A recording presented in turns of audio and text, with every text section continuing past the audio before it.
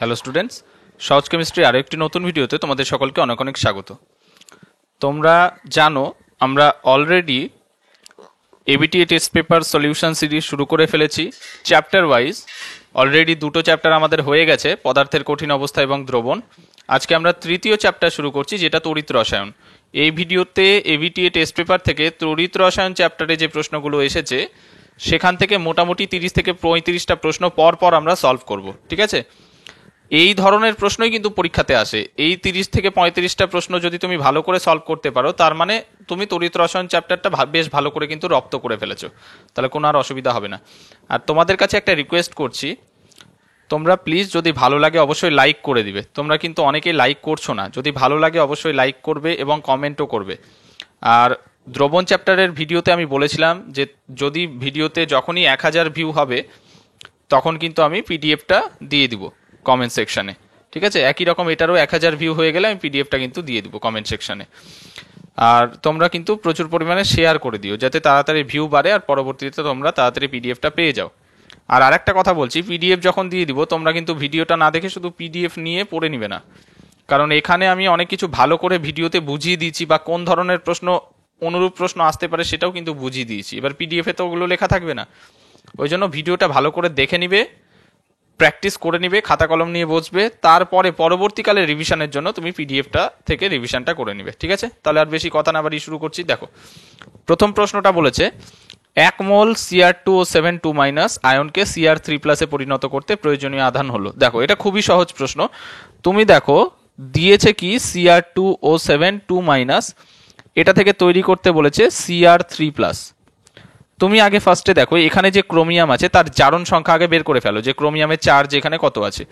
তুমি যদি ভালো করে দেখো এখানে ক্রোমিয়ামের চার্জ ধরো আমি x ধরে নিচ্ছি, তাহলে দুটো ক্রোমিয়াম আছে, দুটো ক্রোমিয়ামের মোট চার্জ হবে 2x, প্লাস 7টা অক্সিজেন আছে, অক্সিজেনের চার্জ হয় -2 করে। এটা সমান সমান ওভারঅল চার্জ দেখো আয়নটার -2 আছে, তাহলে ডান দিকে -2, তাহলে এখান থেকে x এর মান কত বেরাচ্ছে? অতএব 2x সমান সমান এদিকে -14, ওদিকে গেলে +14 হয়ে যাবে, তাহলে +14 -2 মানে +12, তার মানে x সমান সমান +6। তার মানে এখানে ক্রোমিয়ামের চার্জ আছে +6 আর এখানে হচ্ছে +3। এবার একটা জিনিস দেখো, এখানে অ্যাকচুয়ালি Cr2 আছে, তাই না? তাহলে এখানেও দুটো ক্রোমিয়াম 3+ তৈরি হবে, মানে দুটো ক্রোমিয়াম আয়ন তৈরি হবে, তাহলে এখানে সামনে 2 হবে। তাহলে এখানে দেখো এখানে একটা ক্রোমিয়ামের চার্জ +6, কিন্তু বোঝা গেল কি না? এখানে একটা ক্রোমিয়ামের চার্জ +6 আর এখানে একটা ক্রোমিয়ামের চার্জ +3 করে। ক্লিয়ার? বোঝা গেছে? তার মানে এখানে টোটাল কটা ইলেকট্রন এ গ্রহণ করলে এটাতে পরিণত হবে তোমরা বলো তো? এখানে দুটো ক্রোমিয়াম আছে, দুটো ক্রোমিয়ামের চার্জ +6, মানে একটা ক্রোমিয়াম +6 আর একটা ক্রোমিয়াম +6।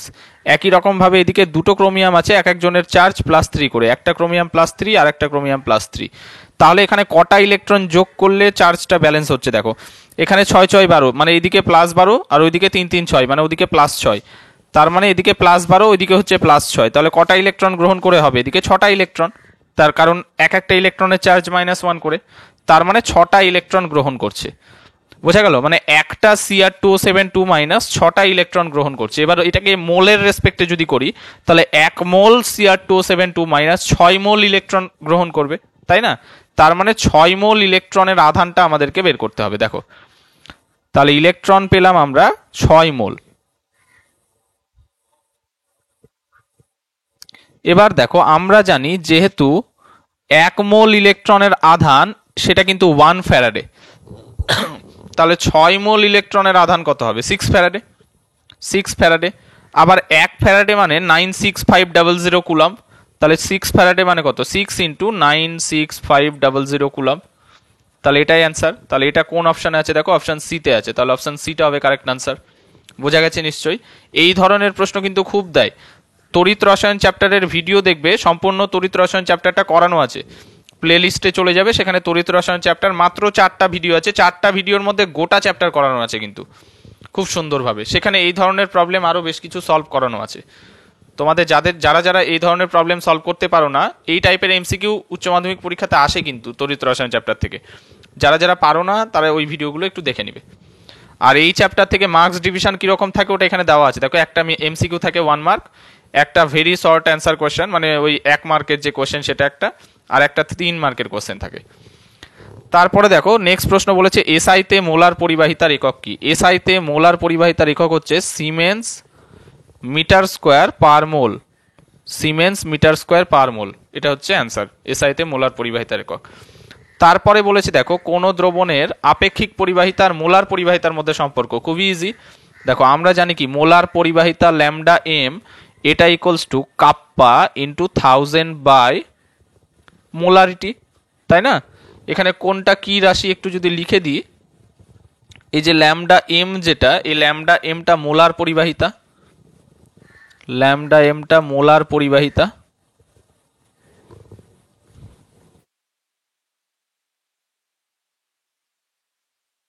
এই কাপ্পাটা হচ্ছে আপেক্ষিক পরিবাহিতা, কাপ্পাটা হচ্ছে আপেক্ষিক পরিবাহিতা।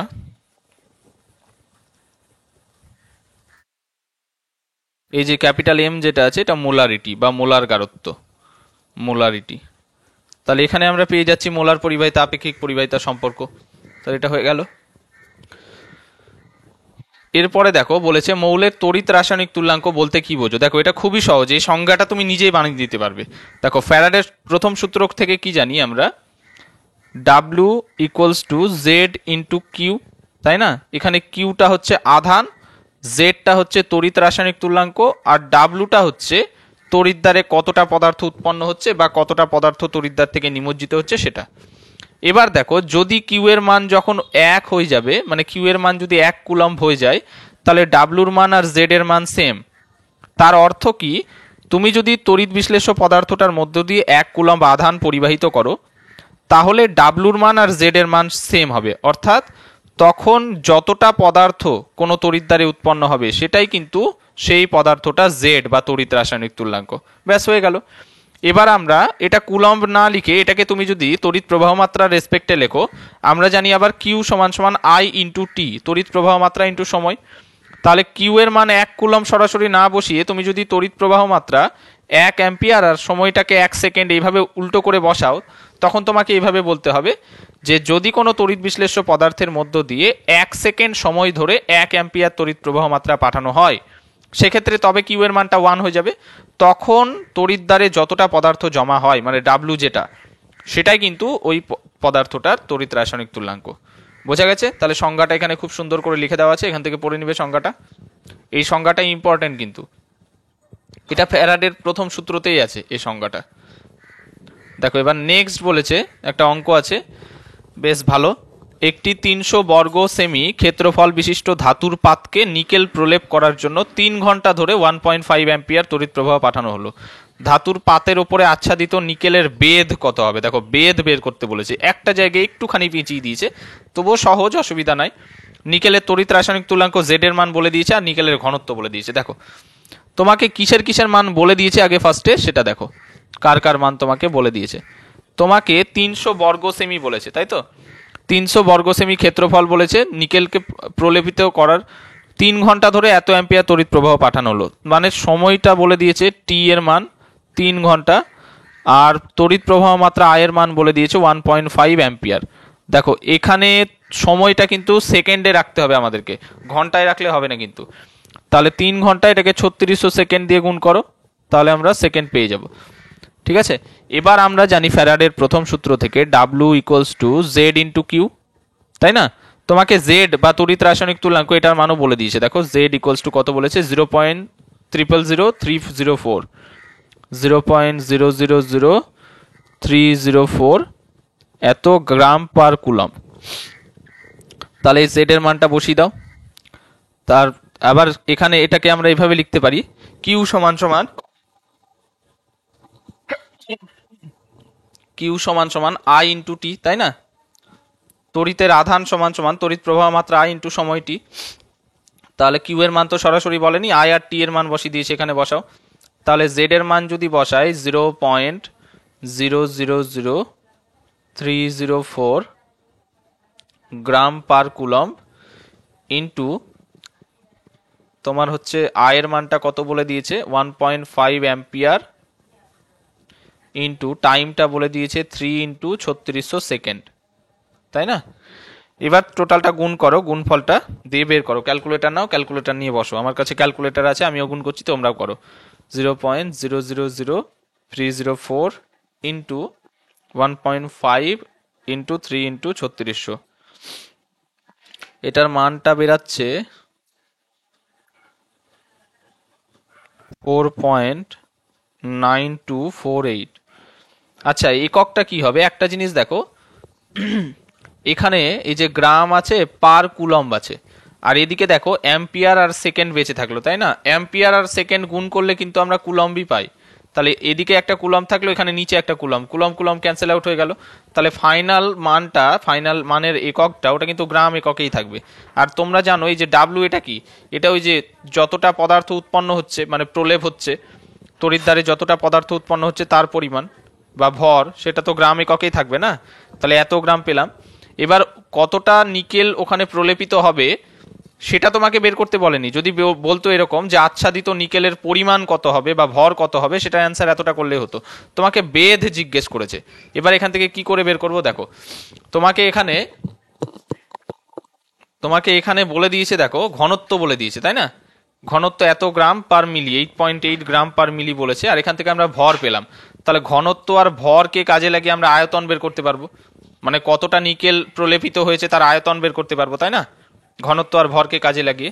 তাহলে সেই আয়তনটা ফার্স্টে আমরা বের করি। তাহলে দেখা যাক, সেই আয়তনটা আগে বের করি আমরা। অতএব প্রলিপ্ত বা প্রলেপিত নিকেলের আয়তন, প্রলিপ্ত নিকেলের আয়তন, দেখো ঘনত্ব সমান সমান ভর বাই আয়তন, তাহলে আয়তন সমান সমান কি হবে, ভর বাই ঘনত্ব, ভর বাই ঘনত্ব। ভরের মানটা কত পেলাম আমরা, 4.9248 এত গ্রাম, আর ঘনত্বের মান প্রশ্নতে বলা আছে 8.88 গ্রাম পার মিলিলিটার, এটা বলেছে। ঠিক আছে, এখানে দেখো গ্রাম গ্রাম ক্যান্সেল আউট হয়ে যাবে, গ্রাম গ্রাম ক্যান্সেল আউট করে দাও। তাহলে ফাইনাল কত বেরালো মানটা বেরাচ্ছে হচ্ছে 0.55459। এটা নিচে আলটিমেটলি মিলিলিটার আছে, ওপরে চলে যাবে এত এমএল। এবার দেখো আমরা জানি 1 মিলিলিটার এটা মানেই কিন্তু 1 সেন্টিমিটার কিউব। 1 মিলিলিটার মানে 1 সিসি, সিসি মানে কিউবিক সেন্টিমিটার, সেন্টিমিটার কিউব। তাহলে এটাকে আমরা এইভাবেও লিখতে পারি 0.55459 এত সেন্টিমিটার কিউব। এটা আয়তন পেয়ে গেলাম, আয়তনের মান পেয়ে গেলে। আর দেখো তোমাকে ক্ষেত্রফলের মানটাও বলে দিয়েছে, বোঝা গেল? তাহলে আয়তনের মানকে যদি আমরা ক্ষেত্রফলের মান দিয়ে ভাগ করি তাহলে কিন্তু আমরা বেধ পেয়ে যাব। অতএব বেধের মানটা হবে আয়তন বাই ক্ষেত্রফল। তোমরা জানো আয়তনকে ক্ষেত্রফল দিয়ে ভাগ করলে তো দৈর্ঘ্যটা পেয়ে যায়, কিনা? এখানে দৈর্ঘ্যটাই বেধ আকারে আছে, সেই বেধের মানটা আমাদেরকে বের করতে বলেছে।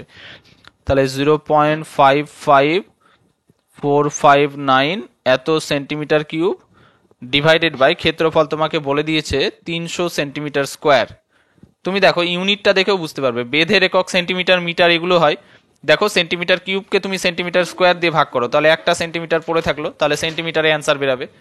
বোঝা গেল কিনা? তাহলে এটা ভাগ করো, ভাগফলটা বেরাচ্ছে হচ্ছে 0.00185 এত, তাহলে ইউনিটটা বেঁচে থাকলো সেন্টিমিটার। তাহলে এটা অ্যান্সার, তাহলে এটা অ্যান্সার হবে। এবার দেখো নেক্সট বলেছে প্রমাণ হাইড্রোজেন তড়িৎদ্বারের সাংকেতিক প্রকাশ লেখো। দেখো এটার অ্যান্সারটা করে দিয়েছি আমি। পিটি মানে প্ল্যাটিনাম, যেহেতু হাইড্রোজেন একটা গ্যাস আর প্ল্যাটিনাম ওকে অধিশোষিত করে রাখে, তাই প্ল্যাটিনাম লাগে এখানে। প্ল্যাটিনাম একটা দাগ এইভাবে দিয়ে H2 ব্র্যাকেটে 1 ATM, এটা ইম্পর্টেন্ট কিন্তু। হাইড্রোজেন গ্যাসের চাপটা, আংশিক চাপটা 1 ATM থাকতে হবে কিন্তু। আবার একটা দাগ দিয়ে H প্লাস এর ব্র্যাকেটে A সাবস্ক্রিপ্টে H plus equals to 1। এ মানে অ্যাক্টিভিটি, এ ফর অ্যাক্টিভিটি বা সক্রিয়তা, মানে H প্লাসের সক্রিয়তা 1 থাকতে হবে। তুমি যদি 1 ATM আর এখানে ব্র্যাকেটে A সাবস্ক্রিপ্ট H প্লাস এটা সমান সমান 1 লিখতে ভুলে যাও, কেটে 0 করে দিবে কিন্তু। প্রমাণ হাইড্রোজেন তখনই বলবো যদি হাইড্রোজেনের আংশিক চাপ 1 ATM থাকে আর H প্লাসের সক্রিয়তা 1 থাকে। এটা থাকলে তবেই সেটাকে প্রমাণ হাইড্রোজেন তড়িৎদ্বার বলা যাবে। যদি এগুলো 1 না থাকে তখন কিন্তু শুধু হাইড্রোজেন তড়িৎদ্বার বলবো, প্রমাণ হাইড্রোজেন তড়িৎদ্বার বলবো না। তাই এই ব্র্যাকেটের লেখাগুলো অবশ্যই লিখবে কিন্তু। ক্লিয়ার? তাহলে এটার উত্তর বলে দিলাম।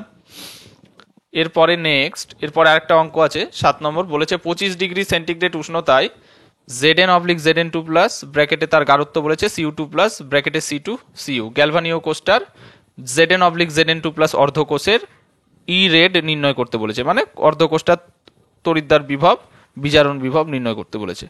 দেখো খুবই সহজ, তোমাকে যেটুকু বলেছে অনলি দেখো এই অর্ধকোষটার বলেছে, টোটালটার বলেনি কিন্তু, তাই টোটালটা নিয়ে আমাদের ভাবার দরকার নেই, এইটুকুটা এক্সট্রা জাস্ট তোমাকে একটু বোকা বানানোর জন্য দিয়েছে। তুমি ফার্স্টের অর্ধকোষটা নিয়ে ভাবো। ফার্স্টে কি হয়েছে দেখো, ফার্স্টে হয়েছে জিঙ্ক, ওটা তৈরি হয়ে গেছে Zn থেকে তৈরি হয়েছে Zn2 প্লাস। এটা কি করে সম্ভব? জিঙ্ক দুটো ইলেকট্রন ছাড়বে, দুটো ইলেকট্রন ছেড়ে Zn2 প্লাস তৈরি হবে। এটা অ্যানোড বিক্রিয়া, অ্যানোড বিক্রিয়াতে জারণ হয় জানো তোমরা, তাহলে এটা জারণ আকারে দেওয়া আছে, কিন্তু তুমি জারণ আকারে লিখবে না। যখন শুধু একটা অর্ধকোষের কিছু বের করতে বলবে সেটাকে সবসময় তুমি বিজারণ হিসেবে লিখবে, সেটা জারণ বিক্রিয়া হোক বা বিজারণ বিক্রিয়া হোক, তুমি সেটাকে বিজারণ হিসেবেই লিখবে, না হলে প্রবলেমটা সলভ করতে তোমার প্রবলেম হবে, অসুবিধা হবে। বোঝা গেল ব্যাপারটা? তাহলে এটা জারণ বিক্রিয়া তুমি জানো, কিন্তু এটাকে উল্টো করে লেখো, বিজারণের ফর্মে লেখো। মানে জিঙ্ক থেকে Zn2 প্লাস তৈরি হচ্ছে, তুমি উল্টো করে Zn2 প্লাস থেকে জিঙ্কটা ওই হিসেবে লেখো, Zn2 প্লাস থেকে জিঙ্ক। তাহলে Zn2 প্লাস দুটো ইলেকট্রন গ্রহণ করলে জিঙ্ক তৈরি হবে। এটা কেন লিখলাম, বিজারণের ফর্মে কেন লিখলাম, কারণ এখানে ই রেড বলেছে, দেখো মানে বিজারণ বিভব নির্ণয় করতে বলেছে, ওই জন্য সবসময় আমরা বিজারণের ফর্মেই লিখবো বিক্রিয়াটাকে, যদি একটা বিক্রিয়া থাকে, একটা অর্ধকোষের বিক্রিয়া থাকে। দেখো তাহলে এটার ক্ষেত্রে আমরা যদি নানস্টে সমীকরণ লিখি তাহলে কি লিখতে পারি, তোমাদেরকে এগুলো তড়িৎ রসায়ন চ্যাপ্টারে করানো হয়েছে। তাহলে লিখতে পারি E red equals to E0 red মানে প্রমাণ বিজারণ বিভব minus 2.303 RT by NF log, এখানে ডান দিকে আছে জিঙ্ক, তাহলে জিঙ্কের গারত্ব উপরে আর বাম দিকে নিচে Zn2 প্লাসের গারত্ব এটা।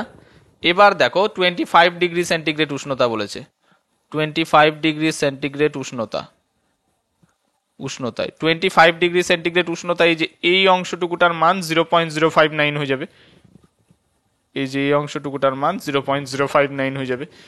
তাহলে আমরা জানি 25 ডিগ্রি সেন্টিগ্রেড উষ্ণতায় 2.303 RT বাই F, এটার মান হচ্ছে 0.059। এবার বাকি মানগুলো বসাও, বসি ক্যালকুলেট করো। তাহলে ই রেড এটা সমান সমান হবে E0 রেড Zn2 প্লাস থেকে জিঙ্ক তৈরি হচ্ছে, এর প্রমাণ বিজারণ বিভবের মান দেওয়া আছে দেখো 0.76 ভোল্ট। তাহলে এর মানটা বসাও 0.76 মাইনাস, তাহলে এটার তো মান 0.059 হয়ে গেল। এখানে নিচে দেখো এনটা বাকি থাকলো, কারণ 2.303 RT বাই F ওটার মান 0.059, নিচে এনটা বাকি আছে। এনটা হচ্ছে ইলেকট্রন সংখ্যা, এখানে কটা ইলেকট্রনের গ্রহণ বা বর্জন ঘটেছে? দুটো, তাহলে এন এর মান 2 লগ। দেখো যখনই পিওর কিছু ধাতু অবস্থায় থাকবে, জিঙ্ক হোক কপার হোক বা যে কোনো ধাতু, আয়ন অবস্থায় না থেকে শুধুমাত্র পরমাণু বা মৌল অবস্থায় যদি থাকে, তার গারত্বটা 1 হয়। তাহলে জিঙ্কের গারত্ব 1, আর নিচে Zn2 প্লাসের গারত্ব, দেখো এখানে Zn2 প্লাসের গারত্ব ব্র্যাকেটে বলে দিয়েছে 0.1 মোলার, তাহলে এখানে 0.1 বসিয়ে দাও। এবার সব হয়ে গেল, এবার ক্যালকুলেট করো।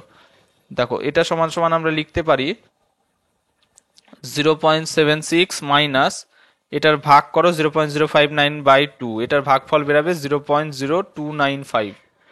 তারপরে লগ দেখো এটা নিচে 0.1 আছে, দশমিকটা উঠিয়ে দিলে একবারে 10 হয়ে যাবে, নিচে 10 দিয়ে ভাগ, উপরে গেলে 10 হয়ে যাবে, লগ 10 এর ভ্যালু তো 1, তাহলে 0.76 থেকে 0.0295 এটা বিয়োগ করতে হবে, এটার বিয়োগফল বেরাচ্ছে 0.7305, এত ভোল্ট। তাহলে এটা অ্যান্সার।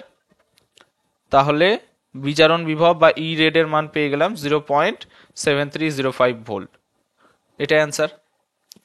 এবার নেক্সট দেখো পরের পেজ SC22, এখানে বলেছে তীব্র ও মৃদু উভয় প্রকার তড়িৎ বিশ্লেষ্য দ্রবণের লঘুতা বৃদ্ধি করলে আপেক্ষিক পরিবাহিতা, এবার শোনো, আপেক্ষিক পরিবাহিতা হ্রাস পায় লঘুতা যদি বৃদ্ধি করো। লঘুতা বৃদ্ধি করো মানে দ্রবণের গাঢ়ত্ব তুমি কমাচ্ছ বা দ্রবণে বাইরে থেকে জল যোগ করছো, দ্রবণটাকে লঘু করছো।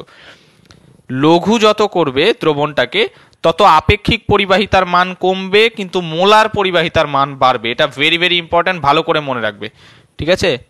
দ্রবণকে লঘু করলে বা দ্রবণের লঘুতা বৃদ্ধি করলে দ্রবণের লঘুতা বৃদ্ধি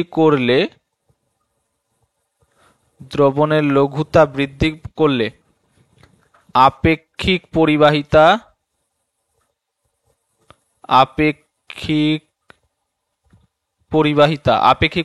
কমে, এই যে ডাউন অ্যারো দিচ্ছি এটা মানে কমছে, আর মোলার পরিবাহিতা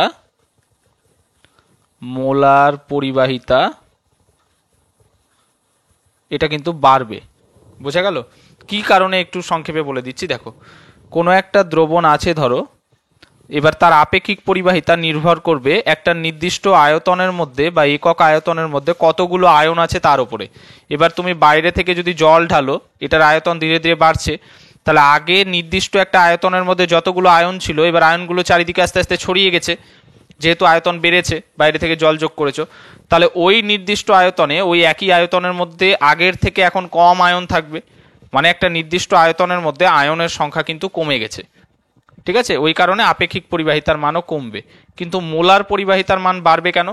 কারণ যত তুমি আয়তন বৃদ্ধি করছো, আয়নগুলো একে অপরের থেকে দূরে যাচ্ছে, তাদের মধ্যে আকর্ষণ বল কমছে, অর্থাৎ আয়নগুলো ইন্ডিপেন্ডেন্টলি, এককভাবে নিজেদের মধ্যে, মানে কোনো আকর্ষণ বল ছাড়াই ইন্ডিপেন্ডেন্টলি ছুটোছুটি করতে পারছে। ওই কারণে মোলার পরিবাহিতার মান বাড়ছে। তাহলে এটা ভালো করে মাথায় রাখবে কিন্তু, যদি দ্রবণকে লঘু করা হয় বা বাইরে থেকে জল যোগ করা হয় বা লঘুতা বৃদ্ধি করা হয়, সেক্ষেত্রে আপেক্ষিক পরিবাহিতার মান কমে, মোলার পরিবাহিতার মান বাড়ে। এটা ভালো করে মাথায় রাখবে কিন্তু, ভেরি ভেরি ইম্পর্টেন্ট এটা। আপেক্ষিক পরিবাহিতাকে আমরা কাপ্পা সিম্বল দিয়ে লিখি, আর মোলার পরিবাহিতাকে আমরা ল্যামডা এম দিয়ে লিখি। ঠিক আছে? এরপরে দেখো কি বলেছে, মৃদু তড়িৎ বিশ্লেষ্য পদার্থের দ্রবণের অসীম লঘুতায় মোলার পরিবাহিতা পরীক্ষার সাহায্যে সরাসরি নির্ণয় করা যায় না কেন? ভেরি ভেরি ইম্পর্টেন্ট, খুব বেশ ইম্পর্টেন্ট কিন্তু, একটু বুঝবে ভালো করে। হ্যাঁ, যদি কোনো তীব্র তড়িৎ বিশ্লেষ্য পদার্থ থাকে, তীব্র তড়িৎ বিশ্লেষ্য পদার্থ মানে যে সম্পূর্ণরূপে দ্রবণে বিয়োজিত অবস্থায় থাকে, তার মানে তার বিয়োজন মাত্রা 100%-এর কাছাকাছি বা 100%ই বলতে পারো, তার মানে সে দ্রবণে সম্পূর্ণরূপে আয়নিত অবস্থায় আছে। এবার সেই দ্রবণে বাইরে থেকে তুমি যদি জল যোগ করো, তার মানে দ্রবণের আয়তন যত পারবে, দ্রবণের ভিতরে উপস্থিত আয়নগুলো একে অপরের থেকে দূরে সরতে থাকবে। এবার তারা একে অপরের থেকে যত দূরে সরবে, একে অপরকে তত আকর্ষণ কম করবে, তারা ফ্রিলি একদিক থেকে অন্যদিকে ছোটাছুটি করতে পারবে, আর ছোটাছুটি যত ভালো করতে পারবে, মোলার পরিবাহিতা তত বাড়বে কিন্তু।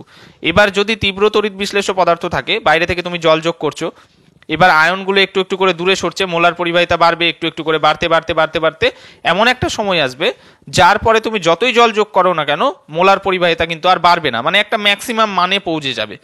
সেটাকে বলা হয় অসীম লঘুতায় মোলার পরিবাহিতা। তো তার মান তীব্র তড়িৎ বিশ্লেষ্য পদার্থের ক্ষেত্রে পরীক্ষা করেই পরিমাপ করা যায়, কারণ তার মান বাড়তে বাড়তে একটা নির্দিষ্ট মাত্রায় গিয়ে পৌঁছে গেছে। কিন্তু মৃদু তড়িৎ বিশ্লেষ্য পদার্থর ক্ষেত্রে এটা সম্ভব হয় না। কি কারণে? মৃদু তড়িৎ বিশ্লেষ্যের বিয়োজন মাত্রা খুবই কম থাকে। ধরে নিচ্ছি, সাপোজ ধরো 3%। এবার তুমি এর মধ্যে মৃদু তড়িৎ বিশ্লেষ্য পদার্থের একটা দ্রবণ নিয়েছো, তার মধ্যে তুমি যত জল অ্যাড করবে, মৃদু তড়িৎ বিশ্লেষ্য পদার্থকে যত বেশি লঘু করা যায়, তার বিয়োজন মাত্রা আস্তে আস্তে বাড়তে থাকে। তাহলে 3% থেকে ধরো 4% হলো, 5% হলো, এরকম আস্তে আস্তে বাড়বে।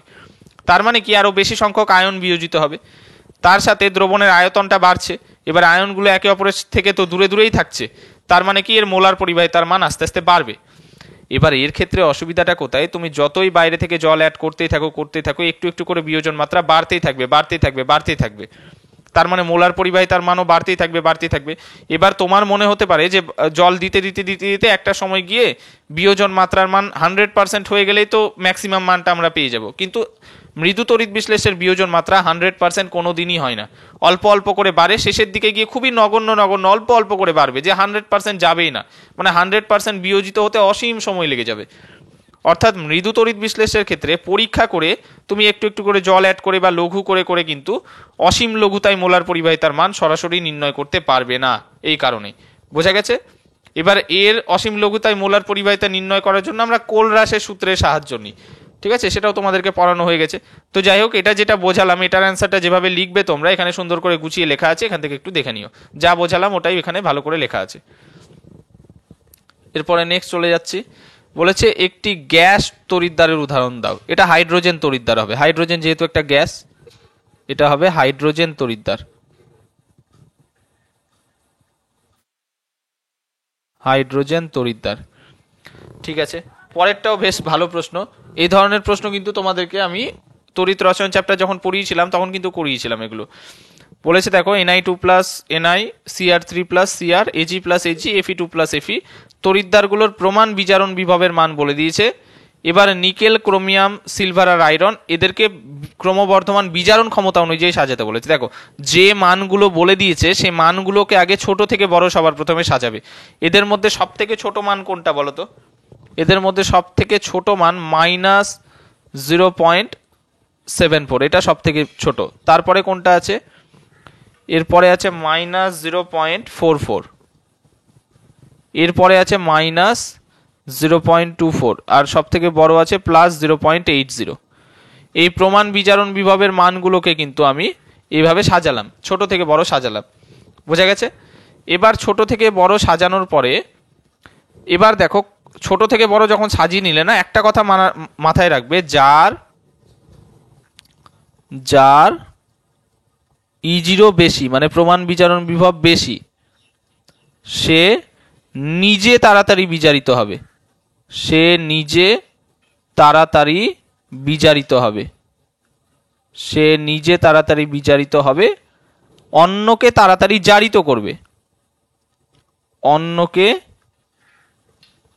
তাড়াতাড়ি জারিত করবে, অন্যকে তাড়াতাড়ি জারিত করবে।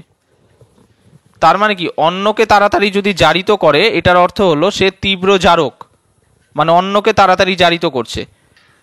আর অন্যকে তাড়াতাড়ি জারিত করছে মানে তীব্র জারক, আর তীব্র জারক যদি হয় তার মানে সে মৃদু বিজারক, মানে বিজারিত করতে পারবে না, মৃদু বিজারক। এই একটা লাইন মনে রাখবে, এই ধরনের সব প্রবলেম সলভ হয়ে যাবে, কোনো অসুবিধা হবে না। কি মনে রাখবে? শুধু এটুকু মনে রাখবে, যার প্রমাণ বিজারণ বিভব বেশি সে নিজে তাড়াতাড়ি বিজারিত হবে। নিজে তাড়াতাড়ি বিজারিত হয় যদি, অন্যকে তাড়াতাড়ি বিজারিত করতে পারবে না, অন্যকে তাড়াতাড়ি জারিত করবে, মানে সে তীব্র জারক। বোঝা গেছে? এবার এখানে তোমাকে বিজারণ ক্ষমতা অনুযায়ী সাজাতে বলেছে। এবার এই লজিকটাকে খাটাও। দেখো এর প্রমাণ বিজারণ বিভব সবচেয়ে বেশি, তার মানে এ নিজে তাড়াতাড়ি বিজারিত হবে। নিজে তাড়াতাড়ি বিজারিত হবে মানে কি? অন্যকে তাড়াতাড়ি জারিত করবে। তার মানে এ অন্যকে তাড়াতাড়ি জারিত করছে, তাহলে অন্যকে তাড়াতাড়ি বিজারিত করতে পারবে না, অন্যকে তাড়াতাড়ি বিজারিত করতে পারবে না, মানে এর বিজারণ ক্ষমতা সব থেকে কম। মানে যার প্রমাণ বিজারণ বিভবের মান বেশি তার বিজারণ ক্ষমতা কম। বোঝা গেল? এইখানে যদি দেখি এর প্রমাণ বিজারণ বিভবের মান সব থেকে কম, মানে এ সবচেয়ে কম তাড়াতাড়ি নিজে বিজারিত হবে, তার মানে সবচেয়ে বেশি তাড়াতাড়ি অন্যকে বিজারিত করবে, তার মানে এ সবচেয়ে বেশি ভালো বিজারক। বোঝা গেল ব্যাপারটা? তাহলে সবচেয়ে বিজারক বেশিকে, বিজারণ ক্ষমতা কার সবচেয়ে বেশি? যার প্রমাণ বিজারণ বিভবের মান সবচেয়ে কম। তাহলে এই মানটা কার আছে? এই মানটা আছে ক্রোমিয়ামের, তারপরে এটা আয়রনের, তারপরে এটা নিকেলের, তারপরে এটা সিলভারের। তাহলে বিজারণ ক্ষমতার ক্রম কি হবে? বিজারণ ক্ষমতা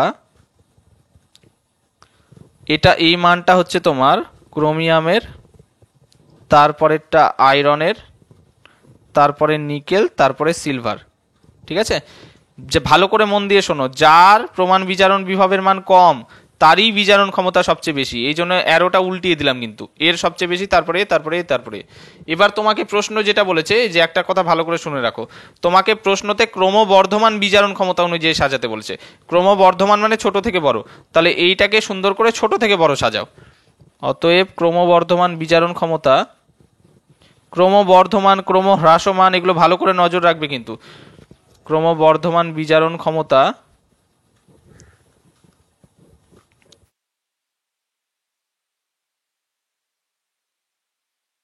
তাহলে ক্রমবর্ধমান মানে ছোট থেকে বড়, তাহলে সব থেকে কম কার হলো? এজি, তাহলে ওটাকে আগে লেখো, তারপরে নিকেল, তারপরে আয়রন, তারপরে ক্রোমিয়াম। এইভাবে সঠিকটাই লিখবে কিন্তু। দেখা গেলো তুমি বলবে স্যার আমি তো আগেরটা যেটা হচ্ছে ক্রোমিয়ামের সব থেকে বেশি ওটা তো ঠিকই আছে, তাহলে এটাতে লিখেছি, এটা পরীক্ষাতে কেটে দিয়েছে কেন? পরীক্ষাতে কেটেছে, তুমি তোমার হিসেবে ঠিক লিখেছো কিন্তু কোশ্চেনের হিসেবে ভুল লিখেছো। কোশ্চেনে ক্রমবর্ধমান সাজাতে বলেছে মানে ছোট থেকে বড়, কিন্তু তুমি সাজিয়ে দিয়েছো, দেখো সব থেকে বড়টা আগে লিখেছো, তারপরে আস্তে আস্তে ছোটগুলো, তার মানে তুমি বড় থেকে ছোট ক্রম হ্রাসমান সাজিয়ে দিয়েছো। তুমি অ্যান্সার ঠিক আছে তোমার রেসপেক্টে, কিন্তু তুমি সাজিয়েছো উল্টোটা। তখন তোমাকে সাজাতে হবে ঠিক করে, এদেরকেই ছোট থেকে বড় ঠিক করে সাজাতে হবে, যেহেতু ক্রমবর্ধমান বলেছে। ক্রমবর্ধমান মানে ছোট থেকে বড়। তাহলে আশা করছি বোঝা গেছে ব্যাপারটা। এরপরে তাহলে নেক্সটে যাওয়া যাক। সুন্দর প্রশ্ন আছে 12 নম্বরে। কি বলেছে? ড্যানিয়েল কোষের E0 মানটা বলে দিয়েছে, বিক্রিয়ার প্রমাণ মুক্ত শক্তির পরিবর্তন গণনা করতে বলেছে। দেখো খুবই সহজ, খুবই সহজ। প্রমাণ মুক্ত শক্তির পরিবর্তনের একটা সূত্র ছিল, তোমাদেরকে করিয়েছি। সেটা হচ্ছে delta G0 equals to minus n F E0 cell, করিয়েছিলাম এটা তোমাদেরকে। এবার মাইনাস এন এর মান কত? কটা ইলেকট্রনের ট্রান্সফার ঘটেছে দেখো। এই যে জিঙ্ক দুটো ইলেকট্রন ত্যাগ করে Zn2+ হয়েছে, ওই দুটো ইলেকট্রন Cu2+ গ্রহণ করেছে, দিয়ে Cu হয়েছে। তার মানে দুটো ইলেকট্রনের ট্রান্সফার ঘটেছে। এন এর মান 2। এফ এর মান কত? এফ ফ্যারাডে, এর মান 96,500 কুলম পার মোল, কিন্তু এর এককটা কুলম পার মোল। ঠিক আছে, মানে প্রতি মোলের জন্য এত কুলম, মানে এক মোলের আধান হচ্ছে 96,500 কুলম, ওই জন্য কুলম পার মোল। এবার E0 সেলের মানটা কত বলেছে? এর মান বলে দিয়েছে 1.10 ভোল্ট। টোটালটা গুণ করো, গুণফলটা বেরাচ্ছে 212300। এবার দেখো এই যে কুলম্ব আর ভোল্ট, এই দুজনকে গুণ করলে কিন্তু আমরা জুল পাই। কুলম্ব ইন্টু ভোল্ট মানে জুল, তাহলে জুল থাকলো আর এখানে পার মোল থাকলো, তাহলে জুল পার মোল। এটা হচ্ছে সঠিক অ্যান্সার, এটা অ্যান্সার। এরপরে বলেছে দেখো লঘু অ্যাসিডের ক্ষেত্রে ল্যামডা এম বনাম রুট সি এর লেখচিত্র কেমন হবে। দেখো যদি তীব্র অ্যাসিড থাকে, অ্যাকচুয়ালি এই ল্যামডা এম আর রুট সি এর মধ্যে একটা সম্পর্ক আছে, lambda M equals to lambda 0 M minus B root c. Lambda এমটা হচ্ছে মোলার পরিবাহিতা, এটাকে এইভাবেও লেখা যায়, ল্যামডা এম ক্যাপিটাল যেটা লিখি আমরা, lambda M equals to lambda 0 M minus B root C, এইভাবেও লেখা যায়। এখানে এটা হচ্ছে মোলার পরিবাহিতা, এটা অসীম লঘুতায় মোলার পরিবাহিতা, বিটা একটা ধ্রুবক, আর রুট সি এর মধ্যে যে সিটা আছে সেটা কনসেন্ট্রেশন বা গাঢ়ত্ব। এই সমীকরণটাকে আমরা লিখতে পারি y equals to C minus M x, এরকম। এবার y equals to C minus M x যদি থাকে, সেখানে লেখচিত্রটা এরকম হয়, এই যে এরকম। কিন্তু এক্ষেত্রে কি হচ্ছে, এই লেখচিত্রটা মানে শুধুমাত্র তীব্র তড়িৎ বিশ্লেষণ, মৃদু তড়িৎ বিশ্লেষণ মানে না। কিন্তু মৃদু তড়িৎ বিশ্লেষণের ক্ষেত্রে কিরকম হয়, এই যে এইটা যে লেখচিত্রটা করেছি এরকম হয়। এই লেখচিত্রটা এরকম করার অর্থটাও আমি বুঝিয়ে দিচ্ছি। দেখো রুট সি মানে গাঢ়ত্বের বর্গমূল, ঠিক আছে? তো এটাকে গাঢ়ত্ব হিসেবে তুমি ধরো, তার মানে কি এদিকে আস্তে আস্তে যত গাঢ়ত্ব আমরা বাড়াচ্ছি, তত ল্যামডা এম এর মান দেখো নিচের দিকে চলে আসছে, কমে যাচ্ছে। উল্টোটা যদি যায়, এদিক দিয়ে গাঢ়ত্ব আস্তে আস্তে যখন কম হচ্ছে, যখন জিরোর কাছাকাছি যাচ্ছে, তখন ল্যামডা এম এর মান কিন্তু আস্তে আস্তে বাড়ছে। তার মানে কি গাঢ়ত্ব যখন কমাবো, তখন মোলার পরিবাহিতার মান বৃদ্ধি পাবে। তার মানে কি গাঢ়ত্ব কমাচ্ছি মানে তো দ্রবণকে লঘু করছি, মানে দ্রবণের লঘুতা বৃদ্ধিতে মোলার পরিবাহিতার মান বৃদ্ধি পাচ্ছে। এবার বৃদ্ধি পেতে পেতে এখানে গিয়ে কিন্তু এখানে টাচ করবে না, হ্যাঁ, এটা আস্তে আস্তে আস্তে আস্তে বাড়তেই থাকবে, বাড়তেই থাকবে। এর কিন্তু ম্যাক্সিমাম মান আমরা পাবো না লঘু অ্যাসিডের ক্ষেত্রে। ম্যাক্সিমাম মান সরাসরি পরীক্ষা দ্বারা পারছি না, জন্যই তো কোলরাসের সূত্র দিয়ে পরোক্ষভাবে বের করতে হচ্ছে। বোঝা গেল? তাহলে এই লেখচিত্রটা এরকম হবে। এরপরে নেক্সট যাওয়া যাক। এখানে কি বলেছে? ফ্যারাডের সূত্রের সাহায্যে অ্যাভোগাড্রো সংখ্যা, ফ্যারাডে আর ইলেকট্রনের আধানের মধ্যে সম্পর্ক নির্ণয় করতে বলেছে। বাহ, বেশ ভালো প্রশ্ন দিয়েছে। দেখো বেশ ইম্পর্টেন্ট কিন্তু এটা, হ্যাঁ। এবার দেখো আমরা একটু আগে তোমাকে বললাম এক মোল আয়নের আধান বা এক মোল ইলেকট্রনের আধান কত? 1 ফ্যারাডে। বোঝা গেল? তাহলে সেটাকে আগে লিখছি। 1 মোল মানে কতটি? 1 মোল মানে কিন্তু 6.022 ইন্টু 10⁻23 এতটি, এতটি। এটাকে আমরা অনেক সময় এন দিয়ে লিখি, ক্যাপিটাল এন। ক্যাপিটাল এনটা অ্যাভোগাড্রো সংখ্যা, এত সংখ্যক। ক্যাপিটাল এনটা অ্যাভোগাড্রো সংখ্যা, এত সংখ্যক। এই এনটা লিখছি, এরপরে আমরা 6.022 10⁻23 এটা আর লিখবো না বারবার, এন লিখবো তার পরিবর্তে, হ্যাঁ।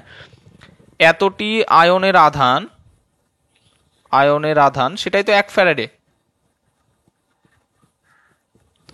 সেটাই হচ্ছে 1 ফ্যারাডে, ঠিক আছে? এবার দেখো, এবার আমরা লিখতে পারি এন যোজ্যতা সম্পন্ন, এন যোজ্যতা সম্পন্ন এতটি 6.022 ইন্টু 10⁻23 এতটি, ঠিক আছে? বা এন সংখ্যক, ক্যাপিটাল এন লিখছি, এন সংখ্যক। এতটি আয়নের আধান তাহলে কত হবে? আয়নের আধান তাহলে যোজ্যতা দিয়ে গুণ হয়ে যাবে, কত আছে? এন, এন ইন্টু 1 ফ্যারাডে মানে N into F, N into 1 Faraday মানে এন ইন্টু এফ, ঠিক আছে? 1টা লিখলাম না, এন ইন্টু ফ্যারাডে এফ। এবার দেখো তাহলে n যোজ্যতা সম্পন্ন একটি আয়নের আধান কত হচ্ছে বলতো? একটি আয়নের আধান কত হবে? তাহলে n into F divided by 6.022 into 10⁻23 এত। এই 6.022 ইন্টু 10⁻23 এটা আর লিখছি না বারবার, হ্যাঁ, এটার পরিবর্তে এই যে ক্যাপিটাল এন ওটা লিখে দিচ্ছি, ওটা মানে অ্যাভোগাড্রো সংখ্যা, এটা আমরা লিখে দিচ্ছি n into F by capital N, এটা লিখে দিচ্ছি সরাসরি, ঠিক আছে? এবার দেখো এটা পেলাম আমরা, এটা আমরা কি পেলাম? এটা পেলাম n যোজ্যতা সম্পন্ন একটি আয়নের আধান। এটা যেটা পেলাম এটাকে একটা সমীকরণ দিয়ে দিচ্ছি, ধরো এটা একটা সমীকরণ দিয়ে দিচ্ছি, 1 নম্বর সমীকরণ, ঠিক আছে? এটা একটা সমীকরণ দিয়ে দিলাম, 1 নম্বর সমীকরণ। এবার দেখো যেহেতু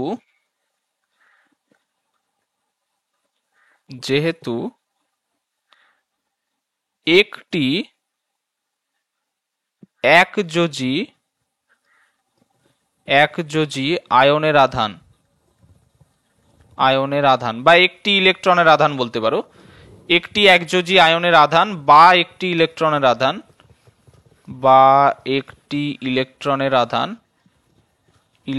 আধান এবার একটা ইলেকট্রনের কথা বলছি, কিন্তু এক মোলের না, কিন্তু একটা ইলেকট্রনের আধানকে আমরা ই এই সিম্বলটা দিয়ে লিখি, ঠিক আছে?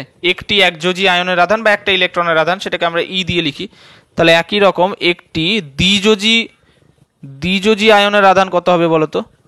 দ্বিযোজী আয়নের আধান, একযোজী আয়নের আধান শুধু যদি ই হয়, দ্বিযোজী তাহলে যোজ্যতাটা গুণ হয়ে যাবে, 2 যোজ্যতা 2, তাহলে 2 ইন্টু ই হয়ে যাবে। তাহলে একই রকম একটি এন যোজী আয়নের আধান কত হবে? এন যোজী মানে এন যোজ্যতা সম্পন্ন, এন যোজী আয়নের আধান হবে এন ইন্টু ই। তাহলে এখান থেকে আমরা আর একটা সমীকরণ পেয়ে গেলাম, দেখো। অতএব আমরা বলতে পারি তাহলে যে এন যোজ্যতা সম্পন্ন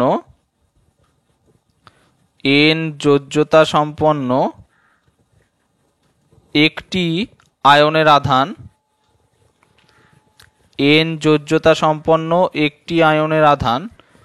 এটা সমান সমান এন ইন্টু ই, বলতে তো পারি এটা আমরা। এবার একটা জিনিস লক্ষ্য করো, এটাকে আমরা আরেকটা সমীকরণ নাম দিয়ে দিলাম, এটাকে আমরা নাম দিয়ে দিলাম 2। তুমি দেখো 1 নম্বর সমীকরণেও আমরা এটাই বের করেছি, কিন্তু এন যোজ্যতা সম্পন্ন একটি আয়নের আধান, এটাতেও আমরা ওটাই বের করলাম, এন যোজ্যতা সম্পন্ন একটি আয়নের আধান। তাহলে দুজনেরই মান সেম। তাহলে 1 ও 2 নং সমীকরণকে তুলনা করো, 1 ও 2 নং সমীকরণ তুলনা করে পাই, 1 ও 2 নং সমীকরণ তুলনা করে পাই। তাহলে দুটো সমীকরণের বাম দিকে যেহেতু সমান আছে, তাহলে ডান দিকটাও সমান হবে অবশ্যই। তাহলে আমরা কি লিখতে পারি দেখো, আমরা লিখতে পারি এদিকে এন ইন্টু ই সমান সমান ওইদিকে N into F by N. তাহলে এই এন এন কেটে গেল স্মল লেটারে যেগুলো আছে, তাহলে আমরা কি পেলাম? ই সমান সমান এফ বাই এন। ব্যাস, এটাই হচ্ছে আমাদের সম্পর্ক যেটা বের করতে বলেছে, যেখানে ইটা হচ্ছে ইলেকট্রনের আধান, এফটা হচ্ছে ফ্যারাডে, আর এনটা ক্যাপিটাল এনটা হচ্ছে অ্যাভোগাড্রো সংখ্যা। এদের তিনজনের মধ্যে সম্পর্ক পেয়ে গেলাম। ভেরি ভেরি ইম্পর্টেন্ট কিন্তু এটা, হ্যাঁ, ভালো করে করবে। এবার নেক্সট চলে যাচ্ছি আমরা, এরপরে আমরা পরবর্তী পেজে চলে গেছি। পরবর্তী পেজটা হচ্ছে SC37। 15 নম্বর প্রশ্ন দেখো, বলেছে PQRS 4টি মৌলের প্রমাণ তড়িৎদ্বার বিভব যথাক্রমে -2.34 ভোল্ট, 0.80 ভোল্ট, 0.79 ভোল্ট, -2.37 ভোল্ট। এটা হলে সক্রিয়তা সব থেকে কোনটার বেশি হবে? দেখো একটা জিনিস একটু কনসেপ্টটা ভালো করে বুঝবে। একটু আগেই তোমাদেরকে বললাম, যার প্রমাণ বিজারণ বিভবের মান সবচেয়ে বেশি হবে সে নিজে তাড়াতাড়ি বিজারিত হবে, বোঝা গেল? আর যার প্রমাণ বিজারণ বিভবের মান সবচেয়ে কম হবে সে নিজে তাড়াতাড়ি জারিত হবে। এবার নর্মালি যার প্রমাণ বিজারণ বিভবের মান খুবই কম, সে যদি পরিবেশে থাকে, পরিবেশে তো অক্সিজেন তো সহজে জারিত করে দিতে পারবে না তাকে। যার প্রমাণ বিজারণ বিভবের মান সবচেয়ে কম সে তাড়াতাড়ি অক্সিজেন দ্বারা নিজে জারিত হয়ে যাবে, বোঝা গেল? তার মানে কি, তার সক্রিয়তা বেশি বা সে তাড়াতাড়ি বিক্রিয়া করে ফেলবে। তাহলে সক্রিয়তা কার সবচেয়ে বেশি হবে? যার প্রমাণ বিজারণ বিভবের মান সবচেয়ে কম। আর সক্রিয়তা কার সবচেয়ে কম হবে? যার প্রমাণ বিজারণ বিভবের মান সবচেয়ে বেশি। তাহলে সক্রিয়তা বেশি চেয়েছে কার সব থেকে? তাহলে যার কম। এখানে কম মান সব থেকে কোনটা আছে বলো তো? এটা -2.37, এটা -2.93। হ্যাঁ, প্রথমটা পি, তাহলে এটা পি হবে কারেক্ট আনসার। এবার বলেছে নিচের গ্যালভানীয় কোষটি সম্পন্ন কোষ বিক্রিয়াটি লেখো। খুবই সহজ, দেখো ফার্স্টে যেটা থাকে সেটা হয় অ্যানোড, আর অ্যানোডে হয় জারণ, আর পরে যেটা থাকে সেটা হয় ক্যাথোড, আর ক্যাথোডে হয় বিজারণ। দুটো অর্ধকোষেরই যখন লিখতে হবে তখন নর্মাল যেটা জারণ সেটা জারণ হিসেবে লিখবে, যেটা বিজারণ সেটা বিজারণ হিসেবে লিখবে। কিন্তু কখনো অঙ্ক করার সময় শুধুমাত্র একটা অর্ধকোষের বিক্রিয়া যদি দরকার পড়ে সেক্ষেত্রে কিন্তু শুধুমাত্র বিজারণ হিসেবে লিখবে, সেটা জারণ বিক্রিয়া হলেও বিজারণ হিসেবে লিখবে। আর যদি দুটো অর্ধকোষেরই বিক্রিয়া দেওয়া থাকে তাহলে যেটা জারণ সেটা জারণই লিখবে, যেটা বিজারণ বিজারণই লিখবে, সেটাতে কোনো কিছু চেঞ্জ করার দরকার নেই। তাহলে এখানে কোষ বিক্রিয়াটা লিখতে বলেছে, দেখো অ্যানোড বিক্রিয়াটা ফার্স্টে লিখি। অ্যানোড বিক্রিয়া, দেখো অ্যানোডে কি হয়েছে, ছিল সিইউ আর হয়ে গেছে Cu2+, তাহলে ওটাই লেখো, ছিল সিইউ হয়ে গেছে Cu2+। এটা কি করে সম্ভব, সিইউ থেকে Cu2+ কি করে হবে, দুটো ইলেকট্রন বর্জন করে এদিকে 2e দিয়ে দাও। একই রকম ক্যাথোড বিক্রিয়া লেখো, ক্যাথোড বিক্রিয়া, দেখো ক্যাথোড বিক্রিয়া কি হয়েছে, ছিল Ag+ হয়ে গেছে Ag, তাহলে Ag+ লিখবে বাম দিকে আর অ্যারোর ওদিকে Ag,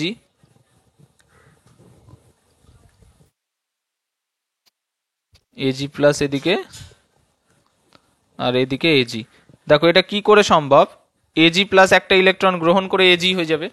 এবার একটা জিনিস দেখো, এখানে কিন্তু দুটো ইলেকট্রন বর্জন হয়েছে আর এখানে একটা ইলেকট্রন গ্রহণ করেছে, তাহলে ইলেকট্রনের সংখ্যার ব্যালেন্স সবসময় ঠিক রাখতে হবে। কিন্তু দুটো ইলেকট্রন বর্জন ও যদি করে তাহলে অবশ্যই একে দুটো ইলেকট্রন গ্রহণ করতে হবে, কিন্তু এ তো একটা ইলেকট্রন গ্রহণ করছে, তাহলে কোনো অসুবিধা নাই। তাহলে এখানে যদি দুটো ইলেকট্রন করতে হয় তাহলে 2 দিয়ে সব দিকেই গুণ করে দাও, সামনেও 2 দিয়ে দাও, এখানেও 2 দাও, ব্যাস হয়ে গেল। একটা Ag+ একটা ইলেকট্রন গ্রহণ করে, কিন্তু দুটো Ag+ তো দুটো ইলেকট্রন গ্রহণ করে, তাহলে সব দিকে 2 দিয়ে দাও, ব্যাস এবারে কমপ্লিট হলো কিন্তু। হ্যাঁ, তাহলে ক্যাথোড বিক্রিয়াটা হবে এটা। তাহলে সামগ্রিক বিক্রিয়া কি হবে, তাহলে দেখো সামগ্রিক বিক্রিয়া, তাহলে দেখো বাম দিকে কে আছে, ওপরে Cu আছে দিয়ে দাও, প্লাস নিচে আছে 2Ag+। এবার দেখো এই দিকের দুটো ইলেকট্রন আর এখানকার দুটো ইলেকট্রন কিন্তু ক্যান্সেল আউট হয়ে যাবে, বাম দিকেও দুটো ইলেকট্রন আছে ডান দিকেও, তাই ইলেকট্রনগুলো কিন্তু নিচে সামগ্রিক বিক্রিয়াতে আর দেওয়ার দরকার নেই। এবার তুমি যদি এখানে 2 না দিতে, 2 দিয়ে না গুণ করতে, দেখো এই জায়গাটাতে গিয়ে আটকে যেত অটোমেটিক, কারণ এখানকার দুটো ইলেকট্রন এখানকার একটা ইলেকট্রন থাকতো, ক্যান্সেল আউট হতো না, তখন তুমি নিজেই বুঝে যেতে যে কোথাও একটা ভুল হয়েছে। বোঝা গেল ব্যাপারটা? তাহলে ওই জন্য কিন্তু এখানে 2 দিয়ে অবশ্যই গুণ করবে, না হলে কিন্তু ভুল হয়ে যাবে।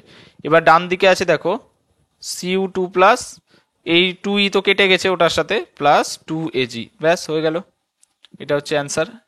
ক্যাথোড বিক্রিয়া, অ্যানোড বিক্রিয়া, সামগ্রিক বিক্রিয়া টোটালটাই করবে কিন্তু।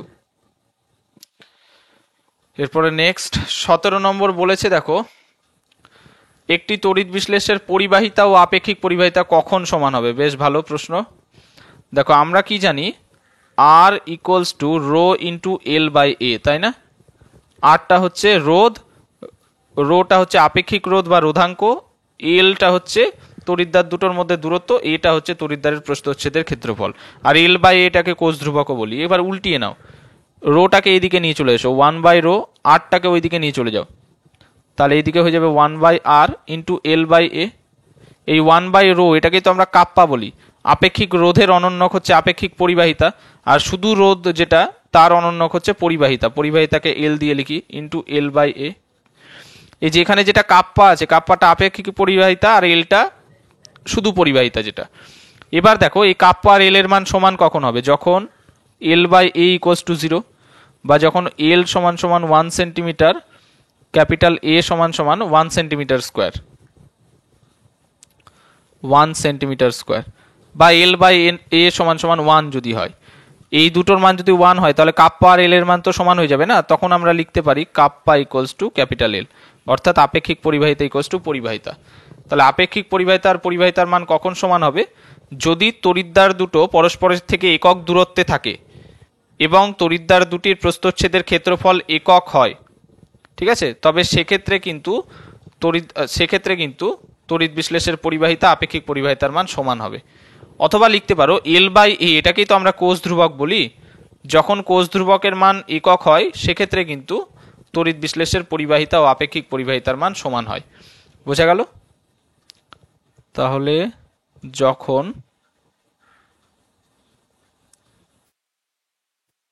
তড়িৎদ্বার দুটি একক দূরত্বে থাকে, যখন তড়িৎদ্বার দুটি একক দূরত্বে থাকে এবং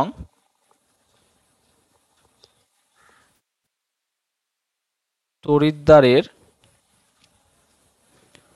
প্রস্থচ্ছেদের ক্ষেত্রফল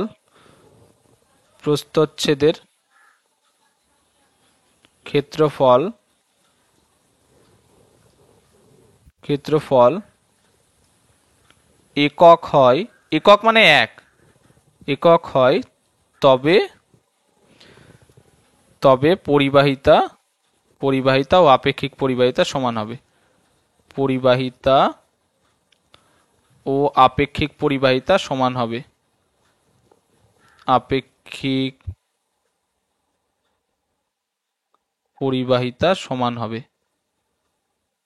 ঠিক আছে, বা এভাবেও লিখতে পারো, যখন কোষ ধ্রুবকের মান একক হবে তখন আপেক্ষিক পরিবাহিতা সমান হবে, ওভাবেও লিখতে পারো, কোনো অসুবিধা নেই।